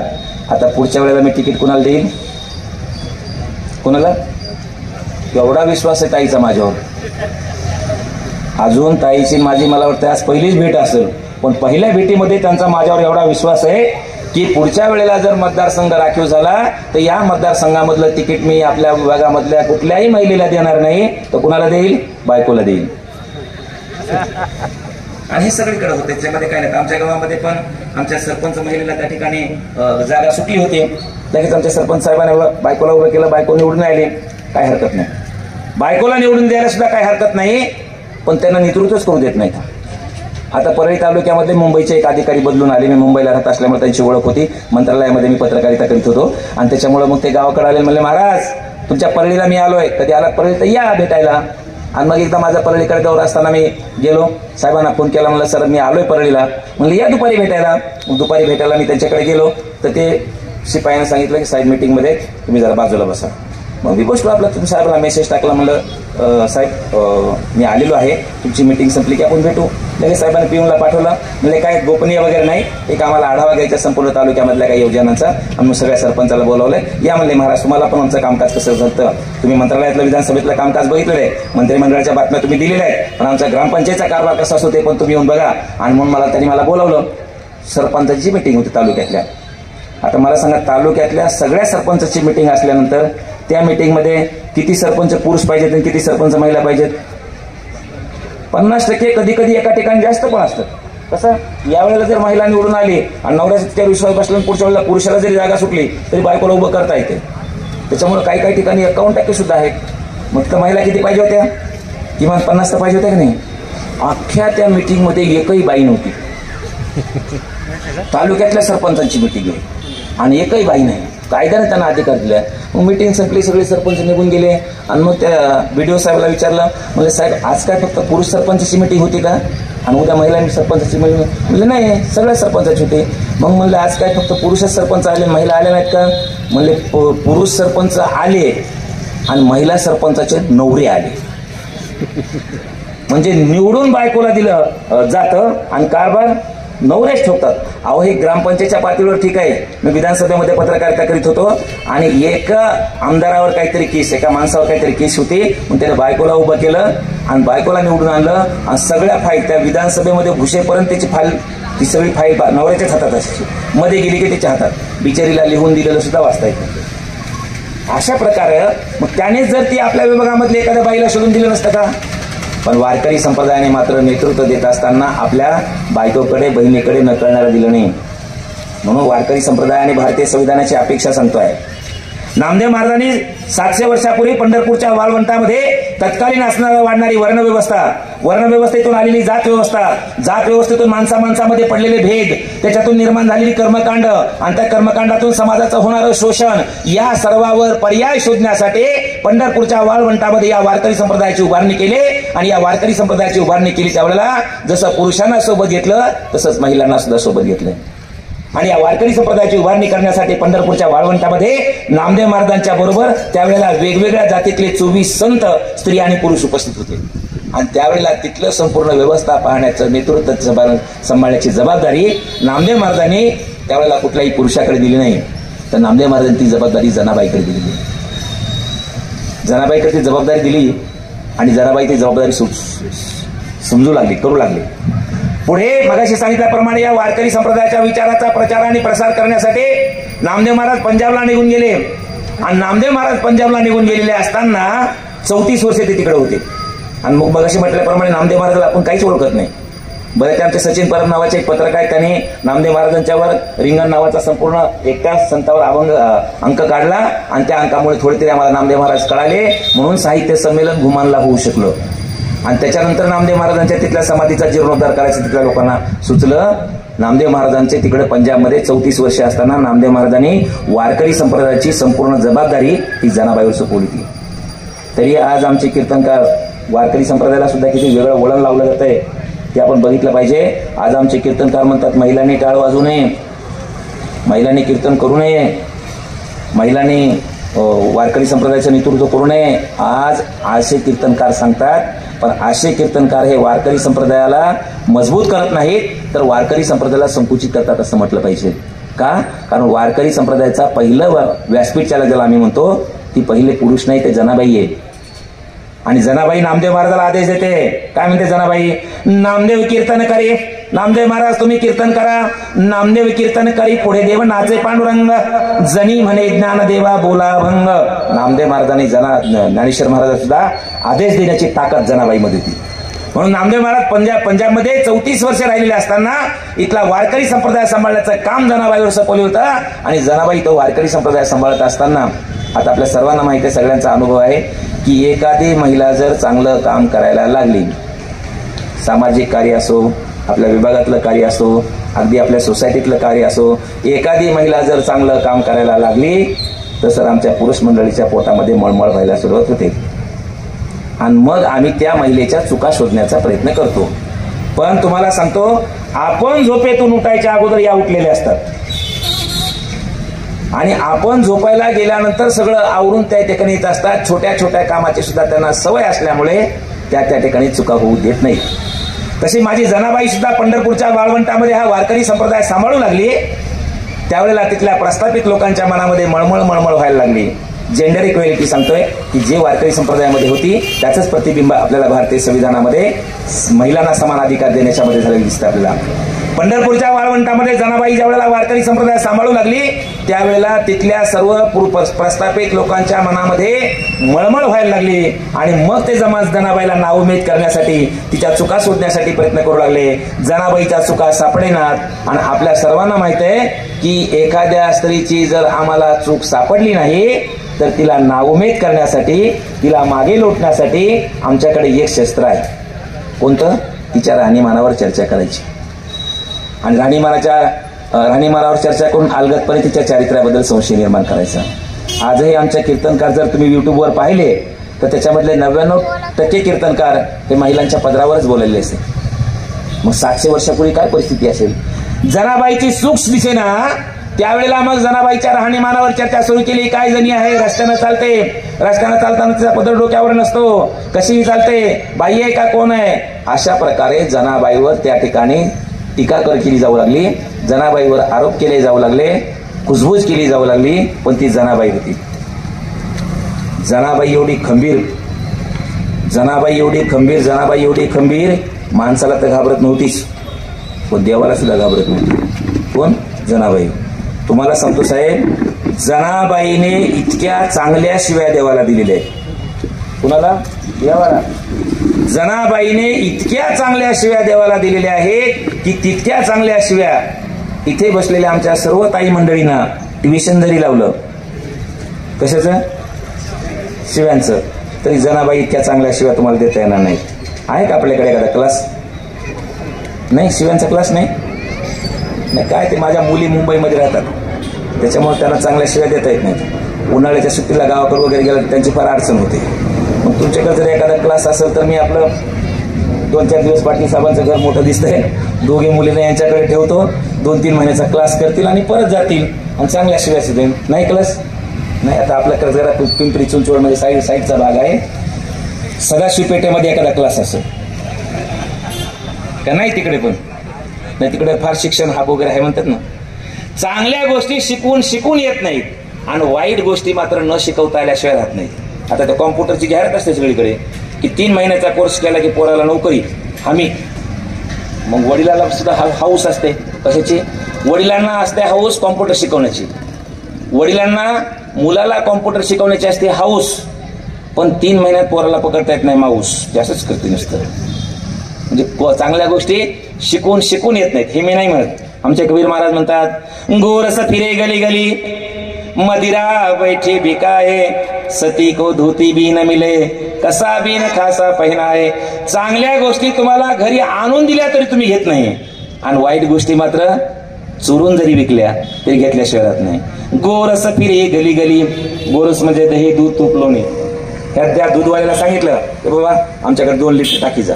की रोज दूधवाला आपण झोपेतून उठायच्या आधी बेल वाजवतो आणि 2 लिटर दूध आपल्या घरी आणून देतो. मग आपल्याला सकाळी चहा प्यायला दूध लागतंय, मग ते दूधवाल्याला एकदा सांगितलं की तो दूध आणून देतो, तसं संध्याकाळी काही लोकांना लागतंय.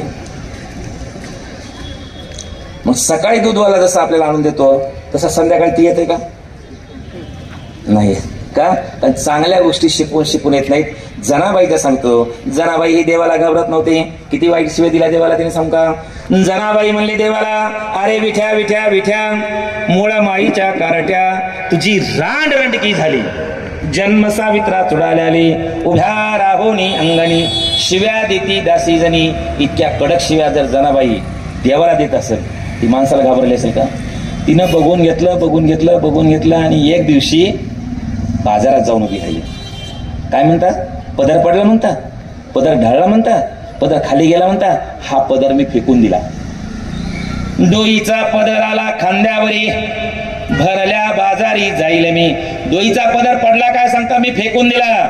जणे तुला कीर्तन करण्याचा अधिकार नाही, जणे तुला टाळ वाजवण्याचा अधिकार नाही. जनाबाई पाय रोवून त्या बाजारात उभी राहिली आणि जनाबाईने सांगितलं, हातामध्ये टाळ, खांद्यावरी विना, आता माझ मना कोण करी. मी हातामध्ये टाळ घेतलेला आहे, खांद्यावर विना घेतलेला आहे, मला मनाई करणारे तुम्ही कोण आहात? अशा प्रकारचा विद्रोह जनाबाईने त्यावेळेला केला. त्यावेळेला जनाबाईने पदर फेकून दिला. मी परवाच एकाच अशा सामाजिक कार्यकर्त्यांच्या शिबिराला, त्या ठिकाणी आपल्या संभाजीनगरच्या वर असणाऱ्या वेरूळ लेण्यांच्या जवळ एक शिबिर होतं. शिबिराच्या मध्ये त्या वेरूळ बघण्याचा पण कार्यक्रम होता, लेण्या बघण्याचा कार्यक्रम होता. आम्ही लेण्या बघायला गेलो आणि एका लेणीमध्येच माझं प्रवचन ठेवलं होतं. सगळे बसलेले, आम्ही चाललो लेणीमध्ये आणि तिथल्या गाईडनं आम्हाला माहिती दिली की ही जी लेणी तयार करायची आहे, तर या लेणीचं डिझाईन तयार केल्यापासून ते पूर्ण व्हायला 250 वर्षे लागली. म्हणजे 250 वर्षानंतर, 250 वर्षापूर्वीच्या माणसानं जसं डिझाईन केलं तसं डिझाईन 250 वर्षाच्या पुढच्या माणसानं पूर्ण केलं. 5 पिढ्या त्याच्यामध्ये खपल्या.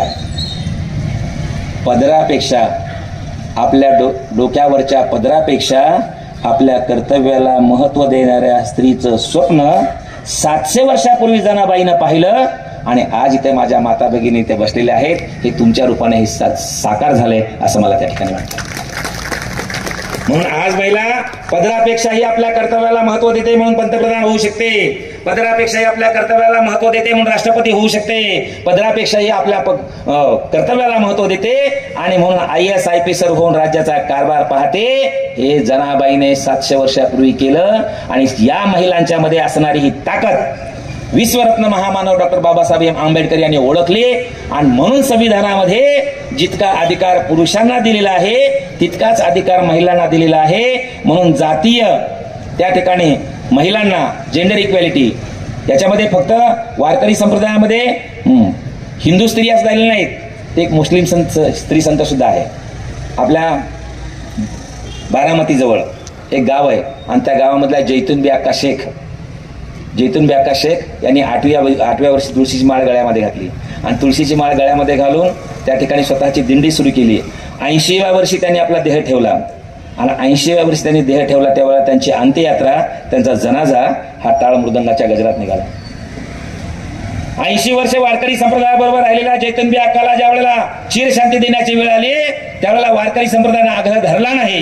काय आग्रह धरला नाही की आमच्या बरोबर होत्या, आता आम्ही त्यांना वेदमंत्राच्या घोषामध्ये अग्निसंस्कार करू, अशा प्रकारचा आग्रह केला नाही. कारण वारकरी संप्रदाय जसं भारतीय संविधान आपल्याला आपल्या धर्माप्रमाणे आचरण करण्याचं स्वातंत्र्य देतं, तसाच वारकरी संप्रदाय सुद्धा आपल्या धर्माप्रमाणेच आचरण करण्याचं स्वातंत्र्य देतं. आणि म्हणून जैतुंबी अक्काची अंत्ययात्रा जनाजा हा टाळ मृदंगाच्या गजरात निघाला आणि त्यांना कब्रस्तानमध्ये चिरशांती देण्यात आली. हे वारकरी संप्रदायाचं स्त्रियांच्या बद्दल आणि सर्व धर्मांच्या बद्दलचं मत आहे. म्हणून वारकरी संप्रदाय फक्त पुरुषांचा नाही, तर तो स्त्रियांचा आहे. तो फक्त हिंदूंचा नाही, तो एका जातीचा नाही, तर सर्व धर्माचा आहे. महाराज तुम्ही 2च धर्म सांगितले, सर्व धर्माचा तुम्ही मगाशीपासून म्हणायला लागलात. पण वारकरी संप्रदायातल्या 2 संतांचाच उल्लेख केलाय, एक मुस्लिम संत आणि हिंदू संत. पण इथे आणखीन एका धर्माबद्दल असंच त्या ठिकाणी प्रचार केला जातो की त्यांची जी सेवा कार्य आहेत ते सेवा कार्य वृद्धाश्रम असो, कुष्ठरुग्णांचे आश्रम असो, हे काही सेवा करण्यासाठी नाहीत, तर ते धर्मप्रचारासाठी आहेत. असा आणखीन एका धर्माचा अपप्रचार केला जातो. कोणत्या?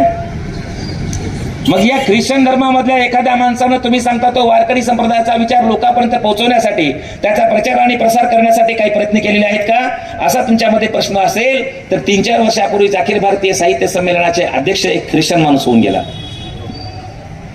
त्यांचं नाव आहे, आमच्या मानव सरांनी सांगितलं, फादर फ्रान्सिस दिब्रिटो. आणि फादर फ्रान्सिस दिब्रिटो यांचं सगळं साहित्य जर पाहिलं तर ते वारकरी संतांच्या साहित्यावरचं संशोधन केलेलं जास्तीत जास्त साहित्य आहे. त्याच्या अगोदर आमचा जो 5वा वेद आहे ना, तो 5वा वेद सरकारी खर्चानं प्रसिद्ध करून कमी किमतीत लोकांपर्यंत पोहोचवण्याचं पहिलं पाऊल कोण टाकलं असेल तर ते कुठल्या हिंदू राजाने टाकलं नाही, हिंदू पंतप्रधानाने टाकलं नाही, हिंदू मुख्यमंत्र्यांनी टाकलं नाही, हिंदू सरपंचाने टाकलं नाही, तर आमचा 5वा वेद सरकारी खर्चानं प्रसिद्ध करून कमी किमतीत लोकांपर्यंत पोहोचवण्यासाठी पहिलं पाऊल कोणी टाकलं असेल तर ते ख्रिश्चन माणसानं टाकलेलं आहे. आणि त्या माणसाचं नाव आहे ग्रँड अलेक्झांडर. 5वा वेद कोणता माहिती आहे ना? अगोदर 4 वेद होते, पण त्या 4 वेदापेक्षा आम्ही आणखीन एक 5वा वेद स्वीकारला वारकऱ्यांनी. तो 5वा वेद म्हणजे तुकाराम महाराजांची गाथा. अगोदर 4 वेद असताना वारकरी तुकाराम महाराजांच्या गाथ्याला 5वा वेद म्हणतात. का बरं म्हणत असले पाहिजेत? कारण अगोदरचे जे 4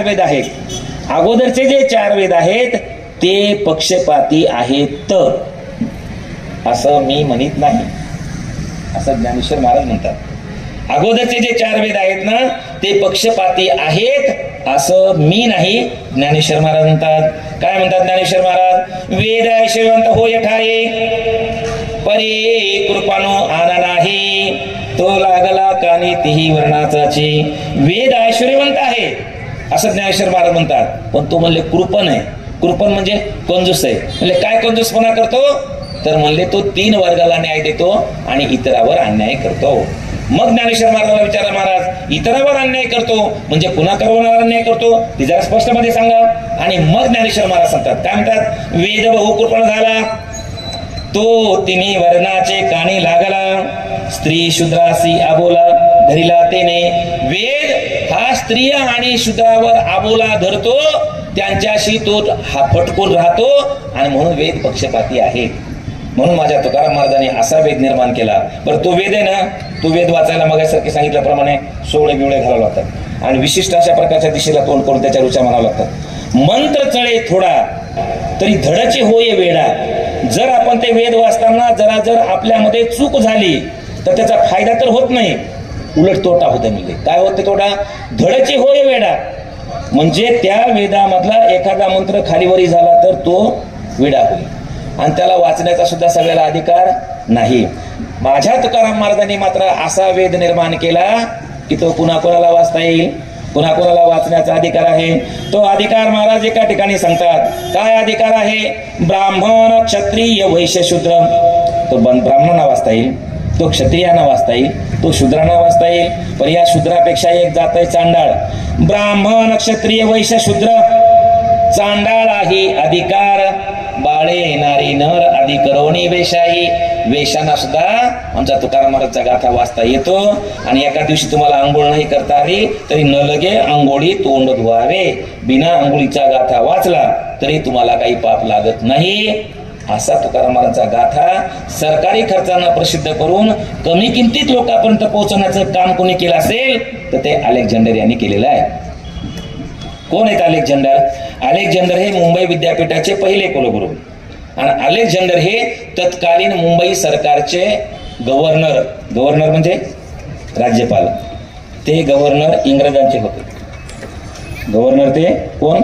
अलेक्झांडर हे इंग्रजांचे गव्हर्नर होते आणि ते इंग्रजांचे गव्हर्नर असल्यामुळे कधीच कुणालाच कसल्याही परिस्थितीत पहाटे 6 वाजता शपथ देत नव्हते. आता मला सांगा, आपल्याकडे इंग्रज आले, काय म्हणून आले? ते इंग्रज व्यापारी म्हणून आले. इंग्रजीचा व्यापारी म्हणाले, इथल्या संस्कृतीचा अभ्यास केला, इथल्या मातीचा अभ्यास केला, इथल्या ग्रंथाचा अभ्यास केला आणि या प्रत्येक विभागाचा अभ्यास करण्याचा वेगवेगळ्या मार्गाला माणसाला नेमलेलं होतं. अलेक्झांडर हे शिक्षण तज्ञ असल्यामुळे, विचारवंत असल्यामुळे त्यांच्याकडे इथल्या साहित्याचा अभ्यास करण्याची जबाबदारी होती आणि मग अलेक्झांडर इथलं साहित्य वाचत होते. म्हणजे आमच्या कानडीमधलं बसवेश्वरांचं एखादं जर वचन वाचायचं असेल तर त्या कानडीमधल्या बसवेश्वरांचं, ज्याला कानडी येतं आणि ज्याला इंग्रजी त्याला बोलवायचं, बसवेश्वरांचं कानडीमधलं वचन वाचायला लावायचं आणि तो इंग्रजीमध्ये समजून घ्यायचं. आमच्या रविदास महाराजांचा, आमच्या कबीर महाराजांचा, आमच्या मीराबाईचा एखादा जर दोहा समजून घ्यायचा असेल तर ज्याला हिंदी येतं आणि इंग्रजी येतं त्याला बोलवायचं, हिंदीमध्ये दोहा वाचायला लावायचा आणि इंग्रजीमध्ये समजून घ्यायचा. असं वेगवेगळ्या संतांचं साहित्य वाचत असताना अलेक्झांडर महाराष्ट्रातल्या संत आणि विचारवंतांचं साहित्य वाचू लागले आणि वाचता वाचता त्यांच्या वाचनामध्ये गाथा का प्रसिद्ध केल्या ते सांगतो तुम्हाला. वाचता वाचता त्यांच्या वाचनामध्ये तुकाराम महाराजांची गाथा आली. मराठी माणसाला बोलावलं, ज्याला इंग्रजी येतं आणि ज्याला मराठी येतं. महाराष्ट्रामध्ये ते राहत असल्यामुळे, मुंबईमध्ये मोठ्या प्रमाणात मराठी माणूस असल्यामुळे काही मराठी शब्द अलेक्झांडरला कळू लागले होते. तरी सुद्धा ज्याला मराठी येतं आणि ज्याला इंग्रजी येतं त्याला बोलावलं आणि त्यांच्याकडून गाथा समजून घेऊ लागले. एक अभंग समजून घेत असताना एका अभंगाच्या माध्यमातून तुकाराम महाराज म्हणत होते की श्यामसुंदर महाराज सकाळचं काल्याचं कीर्तन करून कितीही 2-2 लोकल आणि 3-3 ट्रेन बदलून इथे आले आणि कितीही चांगल्या प्रकारचं कीर्तन केलं तरी त्यांना संत म्हणता येत नाही. काय म्हणले तुकाराम महाराज? नवती ते संत करिता कीर्तन, सांगता पुराण नव्हती संत कीर्तन करणारा संत नाही, पुराण सांगणारा संत नाही. मग महाराजाला विचारलं, महाराज भगवे कपडे घालतात त्याला तरी संत म्हणता येईल ना? महाराज म्हणले, भगवे कपडे घातलेला संत नाही असं नाही, पण कुणीतरी भगवे कपडे घातले आणि मला संत म्हणायला लागला तर त्याला संत म्हणता येणार नाही.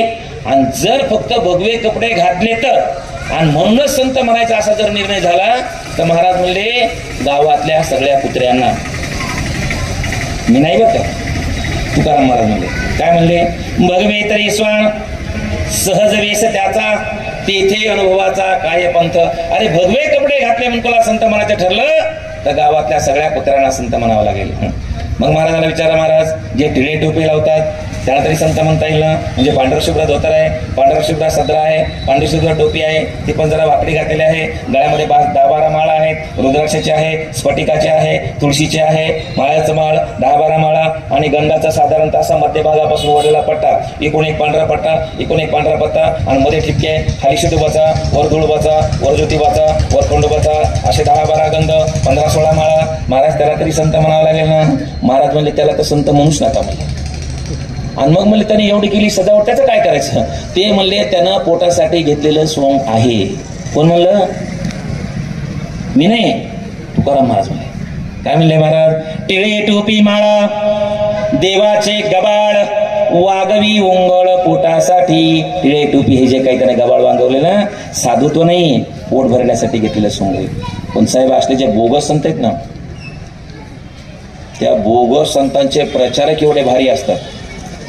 आमचे बाबा एवढे श्रेष्ठ आहेत, एवढे श्रेष्ठ आहेत, आमचे बाबा एवढे श्रेष्ठ आहेत की 6 महिने गुहेत राहतात आणि 1च महिना बाहेर येतात. आणि ज्यांचं भाग्य थोर आहे त्यांना दर्शन मिळतं. कोणाला मिळतं? ज्यांचं भाग्य थोर आहे त्यांना दर्शन मिळतं. मग आपल्याला लय जोर असतो कशाचा? थोर व्हायचा. मग ते जरा आमच्या दर्शनाचं बघा ना, तुमचे बाबाचं. नाही, जेव्हा तुमचं भाग्य उजळेल तेव्हा तुम्हाला दर्शन मिळेल. आमचे बाबा असं दर्शन देतच नाही. आपली उत्सुकता अजून वाढते आणि मग आपण पक्के त्याच्या काळात अडकलोय असं लक्षात आलं की मग एक दिवशी हळूच म्हणतोय, काय बाबा आता बाबाही जवळचे, तुम्हीही जवळचे, बाबा तर तसं दर्शन देत नाही, पण तुम्हाला खूप आवड दिसायली, तुम्हाला खूप उत्सुकता दिसायली. बाबा तसे दर्शन देत नाही, पण मी तुमच्यासाठी काहीतरी करतो. तसे बाबा दर्शन देत नाही, पण मी तुमच्यासाठी काहीतरी करतो. तुम्ही बाबाच्या मठासाठी जरा 2-4 लाखाची सोय करा. 2-4 लाखाची बाबाच्या मठाची सोय केली तर मग मी दर्शनाची सोय करतो. आता माणूस पैशावाला होता ते मला ठीक आहे, जाऊ द्या 4 लाख रुपये जातील, घेऊ आपण दर्शन. त्याला 4 लाख रुपये जमा केले, एकत्र केलं. पण दर्शन घेण्याच्या अगोदर मला जरा तुकाराम महाराजाला भेटावं. तिनं 4 लाख गोळा केले, तुकाराम महाराजाकडे गेला. मला बाबा महाराज, आपल्या गावामध्ये एक साधू आलेले आहेत आणि ते दर्शनासाठी 5 लाख रुपये मागतात, तर 5 लाख रुपये देऊन घेऊ का दर्शन? तुकाराम महाराज म्हणले, 5 लाख रुपये देऊन दर्शन घेण्या एवढं त्यांचं मोठेपण काय? तर ते म्हणले, ते 6 महिने गुहेत राहतात. तुकाराम महाराज म्हणले, अरे बाबा, केवळ 6 महिने गुहेत राहत आहे म्हणून त्याचं दर्शन घ्यायचं असेल तर उंदराचं घे ना. ते 12 महिने बिळ्यातच राहत आहे आणि दर्शन फुकट आहे. मी नाही बरं का. कोण म्हणते? तुकाराम महाराज. काय म्हणतात? कोरून या भूमीमध्ये करे वास. अरे जमीन कोरून जर मध्ये कोण राहत असेल तर त्याला संत म्हणता येत नाही. आणि मग महाराजांना विचारलं, महाराज तुम्ही श्यामसुंदर महाराज एवढं चांगलं कीर्तन करतात, त्यांना संत म्हणत नाही. तुम्ही त्या ठिकाणी भगवे कपडे घातलेला संत म्हणत नाही. तुम्ही टेळी डोके लावणाऱ्याला संत म्हणत नाही. तुम्ही गुहेत राहणाऱ्याला संत म्हणत नाही. मग या जगात साधुत्व नाहीच का? या जगात संतत्व नाहीच का? आणि मग तुकाराम महाराजांनी केलेली ती साधुत्वाची आणि देवत्वाची व्याख्या की जी इथे बसलेल्या प्रत्येक माणसाच्या जिभेवर आहे. काय म्हणतात तुकाराम महाराज? होय, साधुत्व आहे, देवत्व आहे, पण कुणाकडे आहे? जो रंजल्या गांजल्यांची सेवा करतो त्याच्याकडे आहे. महाराज लिहितात, जे का रंजले गांजले त्यासी म्हणे जो आपुले, तोची साधू ओळखावा देव तेथेची जाणावा.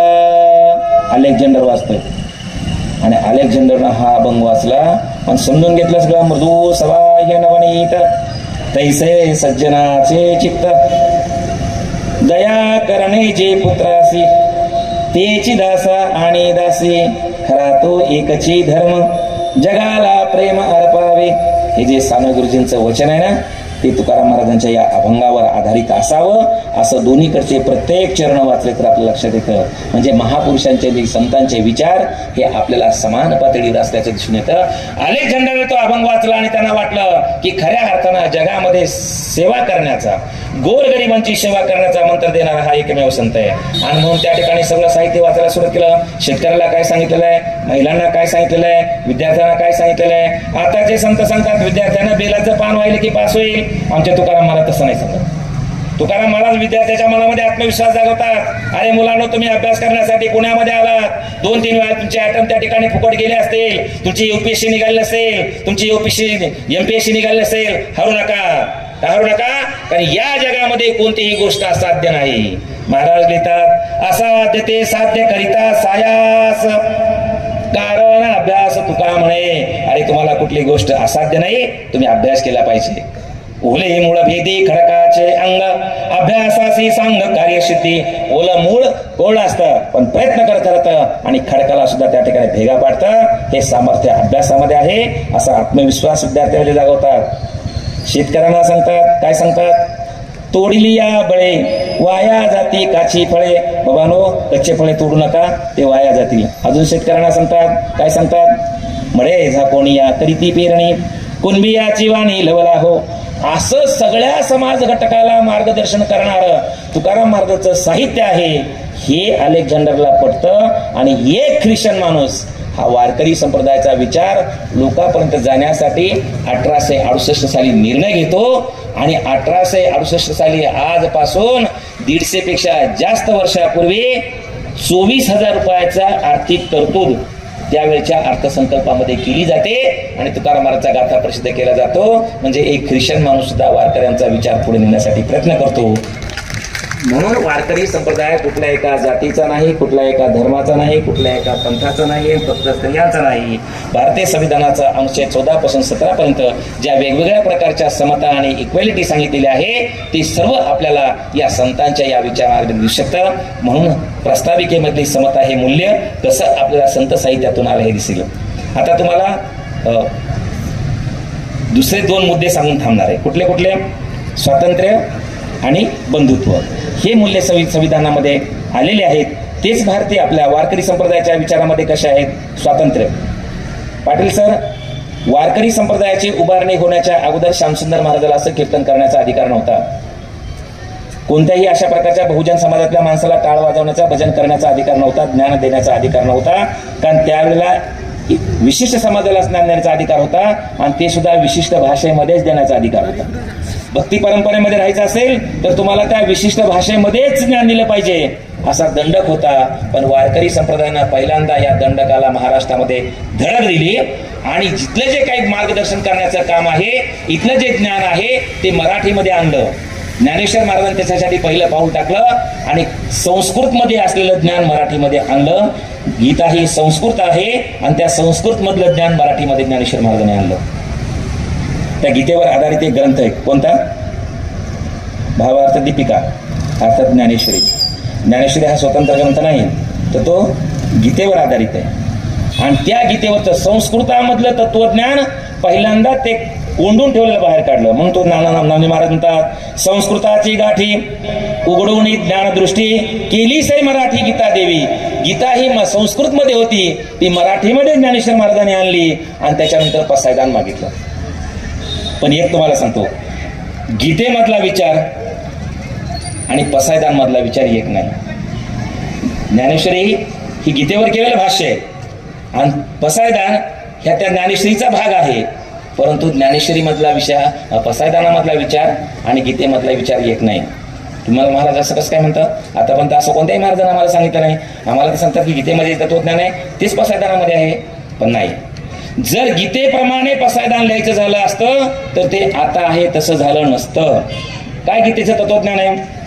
परित्राणाय साधूनां, पुढे विनाशायेच दुष्कृतां. या ठिकाणी गीतेचं तत्वज्ञान आहे की सज्जनांचं रक्षण करण्यासाठी दुर्जनांना मारून टाकलं पाहिजे. ही गीता सांगते सज्जनांचं रक्षण करण्यासाठी दुर्जनांना मारून टाकलं पाहिजे. मग याच्याप्रमाणे जर आम्हाला पसायदान लिहायचं झालं असतं तर आता आहे तसं पसायदान झालं नसतं. मग ते पसायदान कसं झालं असतं? आता विश्वात्मके देवी, जे दुष्ट आहे ते सकाळपर्यंत तडफडून मरून जावे. परित्राणाय साधूनां विनाशायेच दुष्कृतां.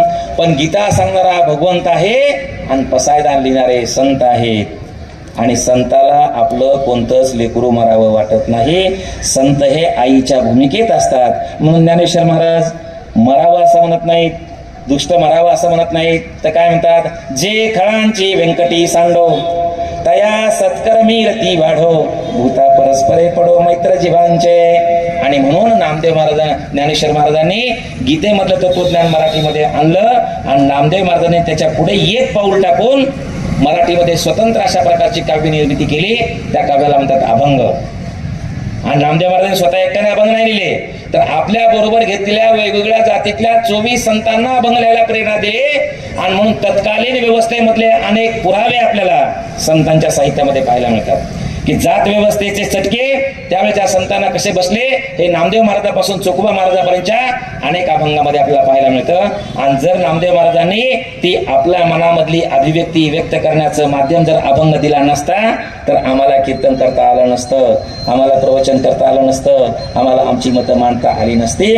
नामदेव महाराजांनी 700 वर्षापूर्वी लिहिलं. मध्यंतरी त्या बडव्यांना हटवलं कुठून? मंदिरात. आणि त्या ठिकाणी बहुजन समाजामधले पुरावे नेमले.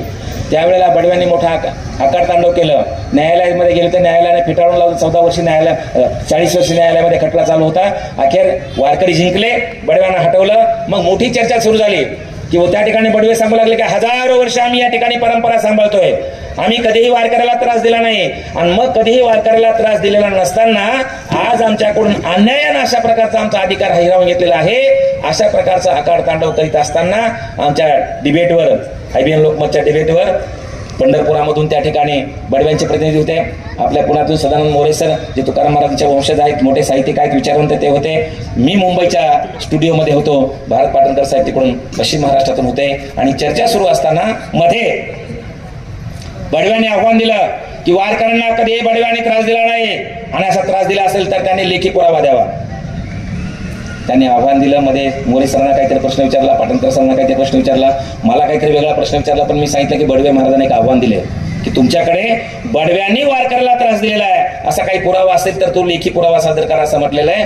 तर म्हणलं खरं तर वारकऱ्यांना बडव्यांनी हजारो वर्ष त्रास दिला असला पाहिजे, पण मी हजारो वर्ष म्हणणार नाही.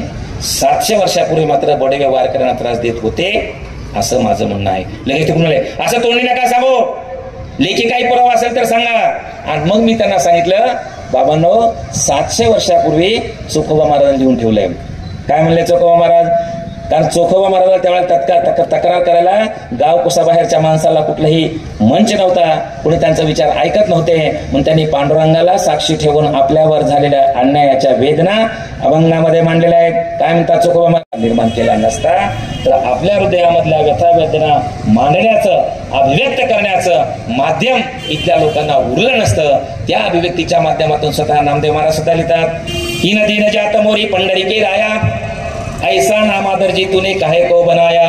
अशा प्रकारच्या जात व्यवस्थेचे चटके सर्वांना बसले. चोखोबा महाराज तरी देवाला त्या ठिकाणी गारणं घालतात, पण त्यांचा पोरगा खतरनाक आहे. कोण? चोखोबा महाराजांच्या कुटुंबाचा एक पूर्ण गाथा आहे. चोखोबा महाराज देवाला म्हणतात की असं का करतो देवा? प्रश्न विचारतात. तू मध्यस्थी कर देवा अशी विनंती करतात. पण चोखोबा महाराजचा मुलगा देवाला विनंती नाही करत, केवळ प्रश्न नाही विचारत. आपल्या आई वडिलाबरोबर येतो, आतमध्ये कीर्तन चाललेलं आहे, बाप बाहेर बसलेला आहे, माय बाहेर बसलेली आहे, आपली आत्या बाहेर बसलेली आहे, मामा बाहेर बसलेले आहेत आणि हे सगळे बाहेरून कीर्तन ऐकतात. त्यांना मंदिरात जाता येत नाही. कीर्तन संपलं की मध्ये पंक्ती पडतात आणि सगळे लोक पंचपक्वान्नाचं अन्न जेवतात आणि ते ताट बाहेर फेकून दिल्यानंतर, पत्रवाळ्या बाहेर फेकून दिल्यानंतर त्याच्यावरचं खरकट उचलून माझ्या मायबापाला जगावं लागतं. आतला कीर्तनकार सांगतो की या जगामधली सगळी लेकरं देवाला सारखी आहेत, देव सगळ्याला सारख्या भावनेनं पाहतो असा कीर्तनकार कळवळून सांगतो. मात्र कीर्तन झाल्यानंतर सगळे मध्ये जेवतात आणि माझा बाप बाहेर असतो. या जगातली सगळी लेकरं या देवाच्या सांगितलं जातं, तर मग माझा बाप कुणाचा आहे? माझ्या बापाला का मध्ये जाता येत नाही? असा प्रश्न निर्माण होतो. आणि त्याच्याबद्दल कर्ममेळा, जो चोखोबा महाराजांचा मुलगा आहे त्याच्याबद्दल देवाला प्रश्न नाही विचारत, मग काय करतो? अशा प्रकारे पक्षपातीपणे वागल्याबद्दल कर्ममेळा देवाची लाज काढतो. काय म्हणतो कर्ममेळा? कर्ममेळा म्हणतो, आमुचे केले हे न याते तुझं ना कळे श्रीपती, जन्म गेला उष्टे खाता आणि लाज रे तुझ्या चित्ता. देवा आम्ही उष्ट खात असताना आम्ही जर तुझी लेकर असू तर तुला लाज कशी वाटत नाही? कर्ममेळ्याचा विद्रोह आहे. कर्ममेळ्याचं अभिव्यक्त होण्याचं माध्यम हे जर नामदेव महाराजांनी अभंगातून व्यक्त केलं नसतं तर हे दुःख आम्हाला कळलं नसतं. आणि म्हणून अभिव्यक्ती स्वातंत्र्याचा उल्लेख विश्वरत्न महामानव डॉक्टर बाबासाहेब आंबेडकरांनी जाणीवपूर्वक संविधानामध्ये ते स्वातंत्र्य आपल्याला दिलेलं आहे. समता, स्वातंत्र्य आणि बंधुत्व सांगून थांबणार आहे. संविधान निर्मितीची प्रक्रिया पूर्ण झाली आणि संविधान निर्मितीच्या प्रक्रिया पूर्ण झाल्यानंतर आपल्या शेवटच्या भाषणामध्ये महामानव विश्वरत्न डॉक्टर बाबासाहेब आंबेडकर याच्यामधल्या वेगवेगळ्या मुद्द्यावर बोलू लागले. आणि ते बोलत असताना बंधुत्व हे मूल्य मी याच्यामध्ये का घातलं आहे हे सांगताना बाबासाहेब म्हणतात की समता आणि स्वातंत्र्य लोकांपर्यंत पोहोचवण्यासाठी प्रत्येक ठिकाणी जर मला दंडुका घेऊन पोलिसाला उभं करावं लागलं तर ते खरं स्वातंत्र्य असणार नाही, ती खरी समता असणार नाही. तर लोकच आपल्या मनामध्ये परिवर्तन होऊन त्यांच्या अंतःकरणामध्ये बंधुत्वाचा भाव विकसित होऊन ज्या वेळेला माणसं माणसाच्या माणूसपणाचा सन्मान करतील ते खरं संविधान होईल, ती खरी संविधानाची त्या ठिकाणी उपलब्धी असेल असं म्हणतात. आणि आपण पाहतो की पंढरपूरच्या वारीमध्ये दिंड्याला नंबर असतात आणि त्या दिंड्याला नंबरमध्ये पोलीस असतात, पण एकाही ठिकाणी पोलिसाला हस्तक्षेप करावा लागत नाही. आपण सार्वजनिक शौचालयाच्या मुतारीमध्ये उभं राहिलो रांगेमध्ये तर मध्येच घुसून एखाद्याला घुसता येते का याचा प्रयत्न आपण 10-15 माणसात करतो. पण 4 लाख लोक आहेत, 4 लाख लोक आहेत, 2 लाख स्त्री आहेत, 2 लाख पुरुष आहेत, पण एकही आपली दिंडी सोडून पुढे जात नाही. आमच्या राजाभाऊ महाराज चोपदार अत्यंत सम्यक विचाराचे व्यक्तिमत्व, त्यांच्या नियंत्रणाखाली सगळा सोहळा चालतो, कुठेही पोलिसाला हस्तक्षेप करावा लागत नाही. आता मी मुंबईमध्ये राहतो आणि मुंबईमध्ये खूप वेगवेगळे सण साजरे होतात. अलीकडे एका सणाला खूप महत्त्व आलेलं आहे मुंबईमध्ये. तुमच्याकडे कसं माहिती नाही, कोणता सण माहिती आहे का?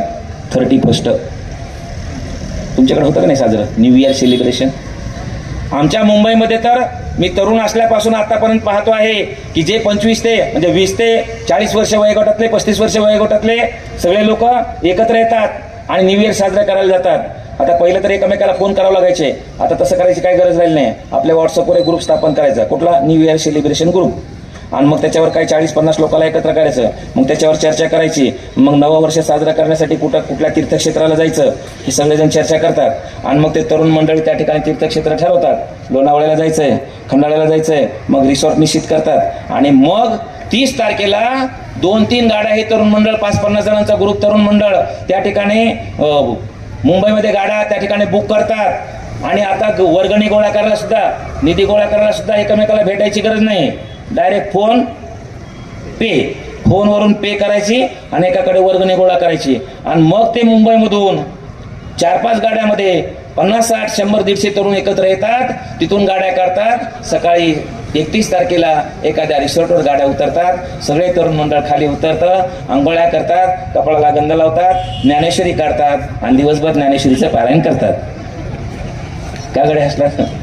काय करतात आपल्या सर्वांना माहिती आहे. त्याच्या खोलामध्ये जाणार नाही. पण जे इकडे रिसॉर्टवर जाऊ शकले नाहीत, लोणावळ्याला जाऊ शकले नाहीत, खंडाळ्याला जाऊ शकले नाहीत, अशा प्रकारचे तरुण मंडळी मग जवळच्या संध्याकाळी रात्री 31ला रात्री 11, 11:30 वाजता त्या ठिकाणी गिरगाव चौपाटी असेल, जुहू चौपाटी असेल, गेट ऑफ इंडिया असेल, या ठिकाणी एकत्र येतात. 10-12 हजार मुलं आणि 10-12 हजार मुली एकत्र येतात. 11:30ला येतात. 12:30 वाजता सेलिब्रेशन करतात. 12:30 वाजता घराकडे निघतात. 1 तास 10-12 हजार मुलं आणि 10-12 हजार मुली एकत्र जमतात. तर तेवढ्या 1 तासामध्ये जवळच्या पोलीस स्टेशनमध्ये सकाळपर्यंत 200 ते 300 तक्रारी दाखल होतात की त्यानं मला चुकीच्या नजरेनं पाहिलं, त्यानं मला चुकीचा इशारा केला, त्यानं मला चुकीच्या जागेवर स्पर्श केला. अशा प्रकारे महिलांच्या 200 ते 300 तक्रारी 1-1.5 तासाच्या सहवासामध्ये होतात. पण 22 दिवसाचा प्रवास आहे. अनेक वेळेला उघड्यावर आंघोळ महिलांना करावी लागते, अनेक वेळेला उघड्यावर झोपावं लागतं. तरी 22 दिवसात माझ्या एकाही माईची, माझ्या एकाही ताईची तक्रार नसते की माझ्याकडे कुणी चुकीच्या नजरेनं पाहिलंय. का? कारण यांच्यामध्ये, वारकऱ्यांच्या मध्ये एकमेकाच्या माणूसपणाचा सन्मान करण्याची शिकवण दिलेली आहे आणि ही शिकवण समाजात रुजावी आणि माणसानं माणसाशी माणसासारखं वागावं म्हणून महामानव डॉक्टर बाबासाहेब आंबेडकरांनी बंधुत्व हे मूल्य दिलेलं आहे. आणि म्हणून समता, स्वातंत्र्य आणि बंधुत्व या मानवी मूल्यांचा जागर 700 वर्ष या महाराष्ट्राच्या भूमीमध्ये वारकरी संतांनी केला आणि त्याचंच प्रतिबिंब आपल्याला भारतीय संविधानाने मध्ये उमटलेलं दिसतं आहे. म्हणून ग्रामीण भागामध्ये मुद्दाम ज्यांच्या मनामध्ये संविधानाविषयी तिरस्कार निर्माण करण्याचं कीर्तन प्रवचनाच्या माध्यमातून काम सुरू आहे, त्यांच्या मनामध्ये आत्मीयता निर्माण व्हावी यासाठी हे संविधान तुम्ही ज्या संतांना मानता, ज्या ज्ञानेश्वरीला मानता, ज्या गीतेला मानता, ज्या गाथेला मानता, त्याच्यावरच हे भारतीय संविधान त्या ठिकाणी उभारलेलं आहे असं सांगून लोकांच्या मनामध्ये आत्मीयता निर्माण करण्याचा हा छोटासा प्रयत्न मी करतो आहे. आणि त्याचाच भाग म्हणून आपण या ठिकाणी मला आज निमंत्रित केलं, त्याबद्दल आपल्या सर्वांना धन्यवाद देतो. आतापर्यंत ऐकलेलं सर्व विसरला तरी चालेल, पण आता मी तुम्हाला पूजा सांगणार आहे. महाराज असल्यामुळं पूजा बिजा सांगितली पाहिजे आणि म्हणून मी आता तुम्हाला पूजा सांगणार आहे. तेवढी पूजा तुम्ही केली की मग माझं खऱ्या अर्थानं सकाळचं कीर्तन करून या ठिकाणी आता तुमच्या पुढे येण्याचं आणि सकाळच्या व्याख्यानासाठी पुन्हा त्या ठिकाणी संगमनेरला जाण्याचं सार्थकाचं म्हणजे तुकाराम महाराज पूजेचं टेक्निक सांगतात. टेक्निक म्हणजे तंत्र सांगतात. तंत्र कळत नसेल तर वर्म सांगतात. काय वर्म सांगतात? तुकाराम महाराज म्हणतात, कोणाही जीवाचा न घडो मत्सर, कोणाही जीवाचा मत्सर घडू नये. तर माणूस म्हटलं नाही तर जीव म्हटलंय. आणि म्हणून माणसाला तर माणसाबद्दल प्रेम असलं पाहिजे, पण इतरांच्या बद्दल सुद्धा मत्सर मनामध्ये निर्माण झाला नाही पाहिजे. आज जो मुस्लिमांच्या विषयी, आज जो ख्रिश्चनांच्या विषयी, आज जो दलितांच्या विषयी त्या ठिकाणी मत्सर पेरला जातोय, विष पेरलं जात आहे, द्वेष पेरलं जात आहे, अशा कालखंडामध्ये तुकाराम महाराजांचं हे वचन आपल्याला खूप त्या ठिकाणी. आता मी फिरत असताना सगळे म्हणतात, महाराज बाकी काय असू द्या, शेतमालाला भाव नका मिळू द्या, शेतकऱ्याच्या खताची बियाणे किती बी वाढू द्या, फवारण्या किती बी वाढू द्या, पण एक गोष्ट लई बरी झाली. काय? दलितांचा मुस्लिमांचा नांगाच दाबलाय. एवढ्या एकावर हे सगळं सहन करायला तयार आहे. अशा वेळेला हा जो द्वेष पेरला जातोय त्यावेळेला सजग माणसाने आणि खऱ्या वारकऱ्याने एक पाळलं पाहिजे. तुकाराम महाराजांनी सांगितलेली पूजा केली पाहिजे. काय म्हणतात तुकाराम महाराज? तुकाराम महाराज म्हणतात, मी तुम्हाला पूजेचा वर्म सांगतो. काय वर्म आहे? कोणाही जीवाचा न घडो मत्सर, कोणत्याही जीवाचा मत्सर घडू नये, हे वर्म आहे. काय आहे? टेक्निक आहे. काय म्हणतात महाराज? कोणाही जीवाचा न घडो मत्सर, वर्म सर्वेश्वर पूजनाचे. सर्वेश्वराच्या पूजनाचं वर्म काय असेल तर कोणाही जीवाचा मत्सर घडू नये. इथे तुकाराम महाराजांनी महादेवाच्या पूजेचं म्हटलं नाही, विष्णूच्या पूजेचं म्हटलं नाही, अल्लाच्या पूजेचं म्हटलं नाही, येशूच्या पूजेचं म्हटलं नाही, बुद्धाच्या पूजेचं म्हटलं नाही, तर ज्याचा जो ईश्वर असेल त्याच्या पूजेच्या वर्म जर काय असेल तर कोणाही जीवाचा मत्सर घडू नये. मी आपल्या सर्वांना या ठिकाणी आज माझं भाषण संपवत असताना एकच विनंती करेल की तुकाराम महाराजांनी सांगितलेली ही पूजा करा आणि आजपासून कुणाचाच मत्सर करू नका, द्वेष करू नका, जातीवरून करू नका, धर्मावरून करू नका, स्त्री आहे म्हणून करू नका. अशा प्रकारचं जर केलं तर खऱ्या अर्थानं माझीही केलेली धावपळ सार्थक झाली असं मी समजेल. तुम्ही म्हणाल महाराज तुम्हीच मगाशीपासूनच्या व्याख्यानामध्ये 3-4 वेळा सांगितलं की कसा सध्या जातीय त्याचा वनवा पेटलेला आहे. मी तर बीड जिल्ह्यामधून येतो आणि बीड जिल्ह्यामध्ये काय चाललंय आपण सर्वजण टीव्हीवर पाहत असतात. आज एवढा जातीयतेचा वनवा पेटलाय, धर्मांधतेचा वनवा पेटलेला आहे, अंधश्रद्धेचा वनवा पेटलेला आहे. मग असा जातीयतेचा धर्मांधतेचा एवढा वनवा पेटलेला असताना आम्ही एकट्याने हा समतेचा मंत्र जर घेऊन निघालो तर त्याचा काय फायदा होणार आहे. आणि मग माझ्या एकट्याच्या धडपडी जर फायदा होणार नसेल तर मी तरी कशाला धडपड करू. अशा प्रकारचा प्रश्न आपल्या सर्वांच्या मनामध्ये निर्माण होईल. तो प्रश्न, ती हतबलता, ती निराशा तुमच्या मनामधून दूर व्हावी यासाठी चिमणीची एक छोटीशी गोष्ट सांगून मी थांबणार आहे. एका जंगलाला आग लागलेली असते. ती आग विझवण्याचा सर्व प्राणी प्रयत्न करतात. हत्ती आपल्या सोंडेतून पाणी आणतो, वाघ आपल्या तोंडातून पाणी आणतो, त्या ठिकाणी उंट आपल्या पाणीच्या कण्यातून पाणी आणून ती आग विझवण्याचा प्रयत्न करतो. त्याच वेळेला एक छोटीशी चिमणी नदीवर जाते, 2 थेंब घेते, आगीवर टाकते, नदीवर जाते, 2 थेंब घेते, आगीवर टाकते. चिमणी घामाघूम होते आणि चिमणीचं झालेलं हे घामाघूम रूप पाहून एवढ्या संकटातही हातीला हसू येतं आणि हाती म्हणतो, चिमणीबाई अगं एवढा मोठा वनवा पेटलाय आणि तुझ्या 2 थेंब पाण्याने हे आग भिजणार आहे का. माझ्या जमलेल्या बहिणीनं भावानं त्यावेळेला चिमण्यांचे दिलेलं उत्तर आहे ना ते आपण प्रत्येकाला आपल्या हृदयावर करून ठेवलं पाहिजे. चिमणी म्हणाले, हाती दादा माझ्या या 2 थेंब पाण्याने ही आग भिजणार नाही याची मला खात्री आहे. माझ्या शक्तीची मर्यादा मला माहिती आहे. पण हाती दादा ज्या वेळेला या आगीचा इतिहास लिहिला जाईल त्यावेळेला माझं नाव आग लावणाऱ्यांच्या नसेल.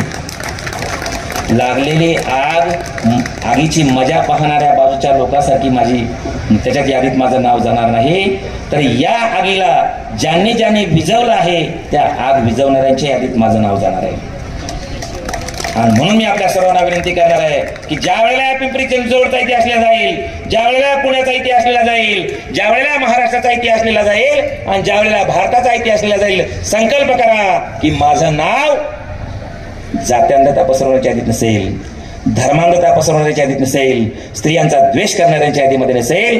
तर या देशाला मजबूत करण्यासाठी ज्या महापुरुषांनी प्रयत्न केले त्या महापुरुषांच्या यादीत शेवटचं तरी नाव माझं राहावं असा आपण संकल्प करावा अशी अपेक्षा व्यक्त करतो आणि थांबतो. जय हिंद, जय महाराष्ट्र.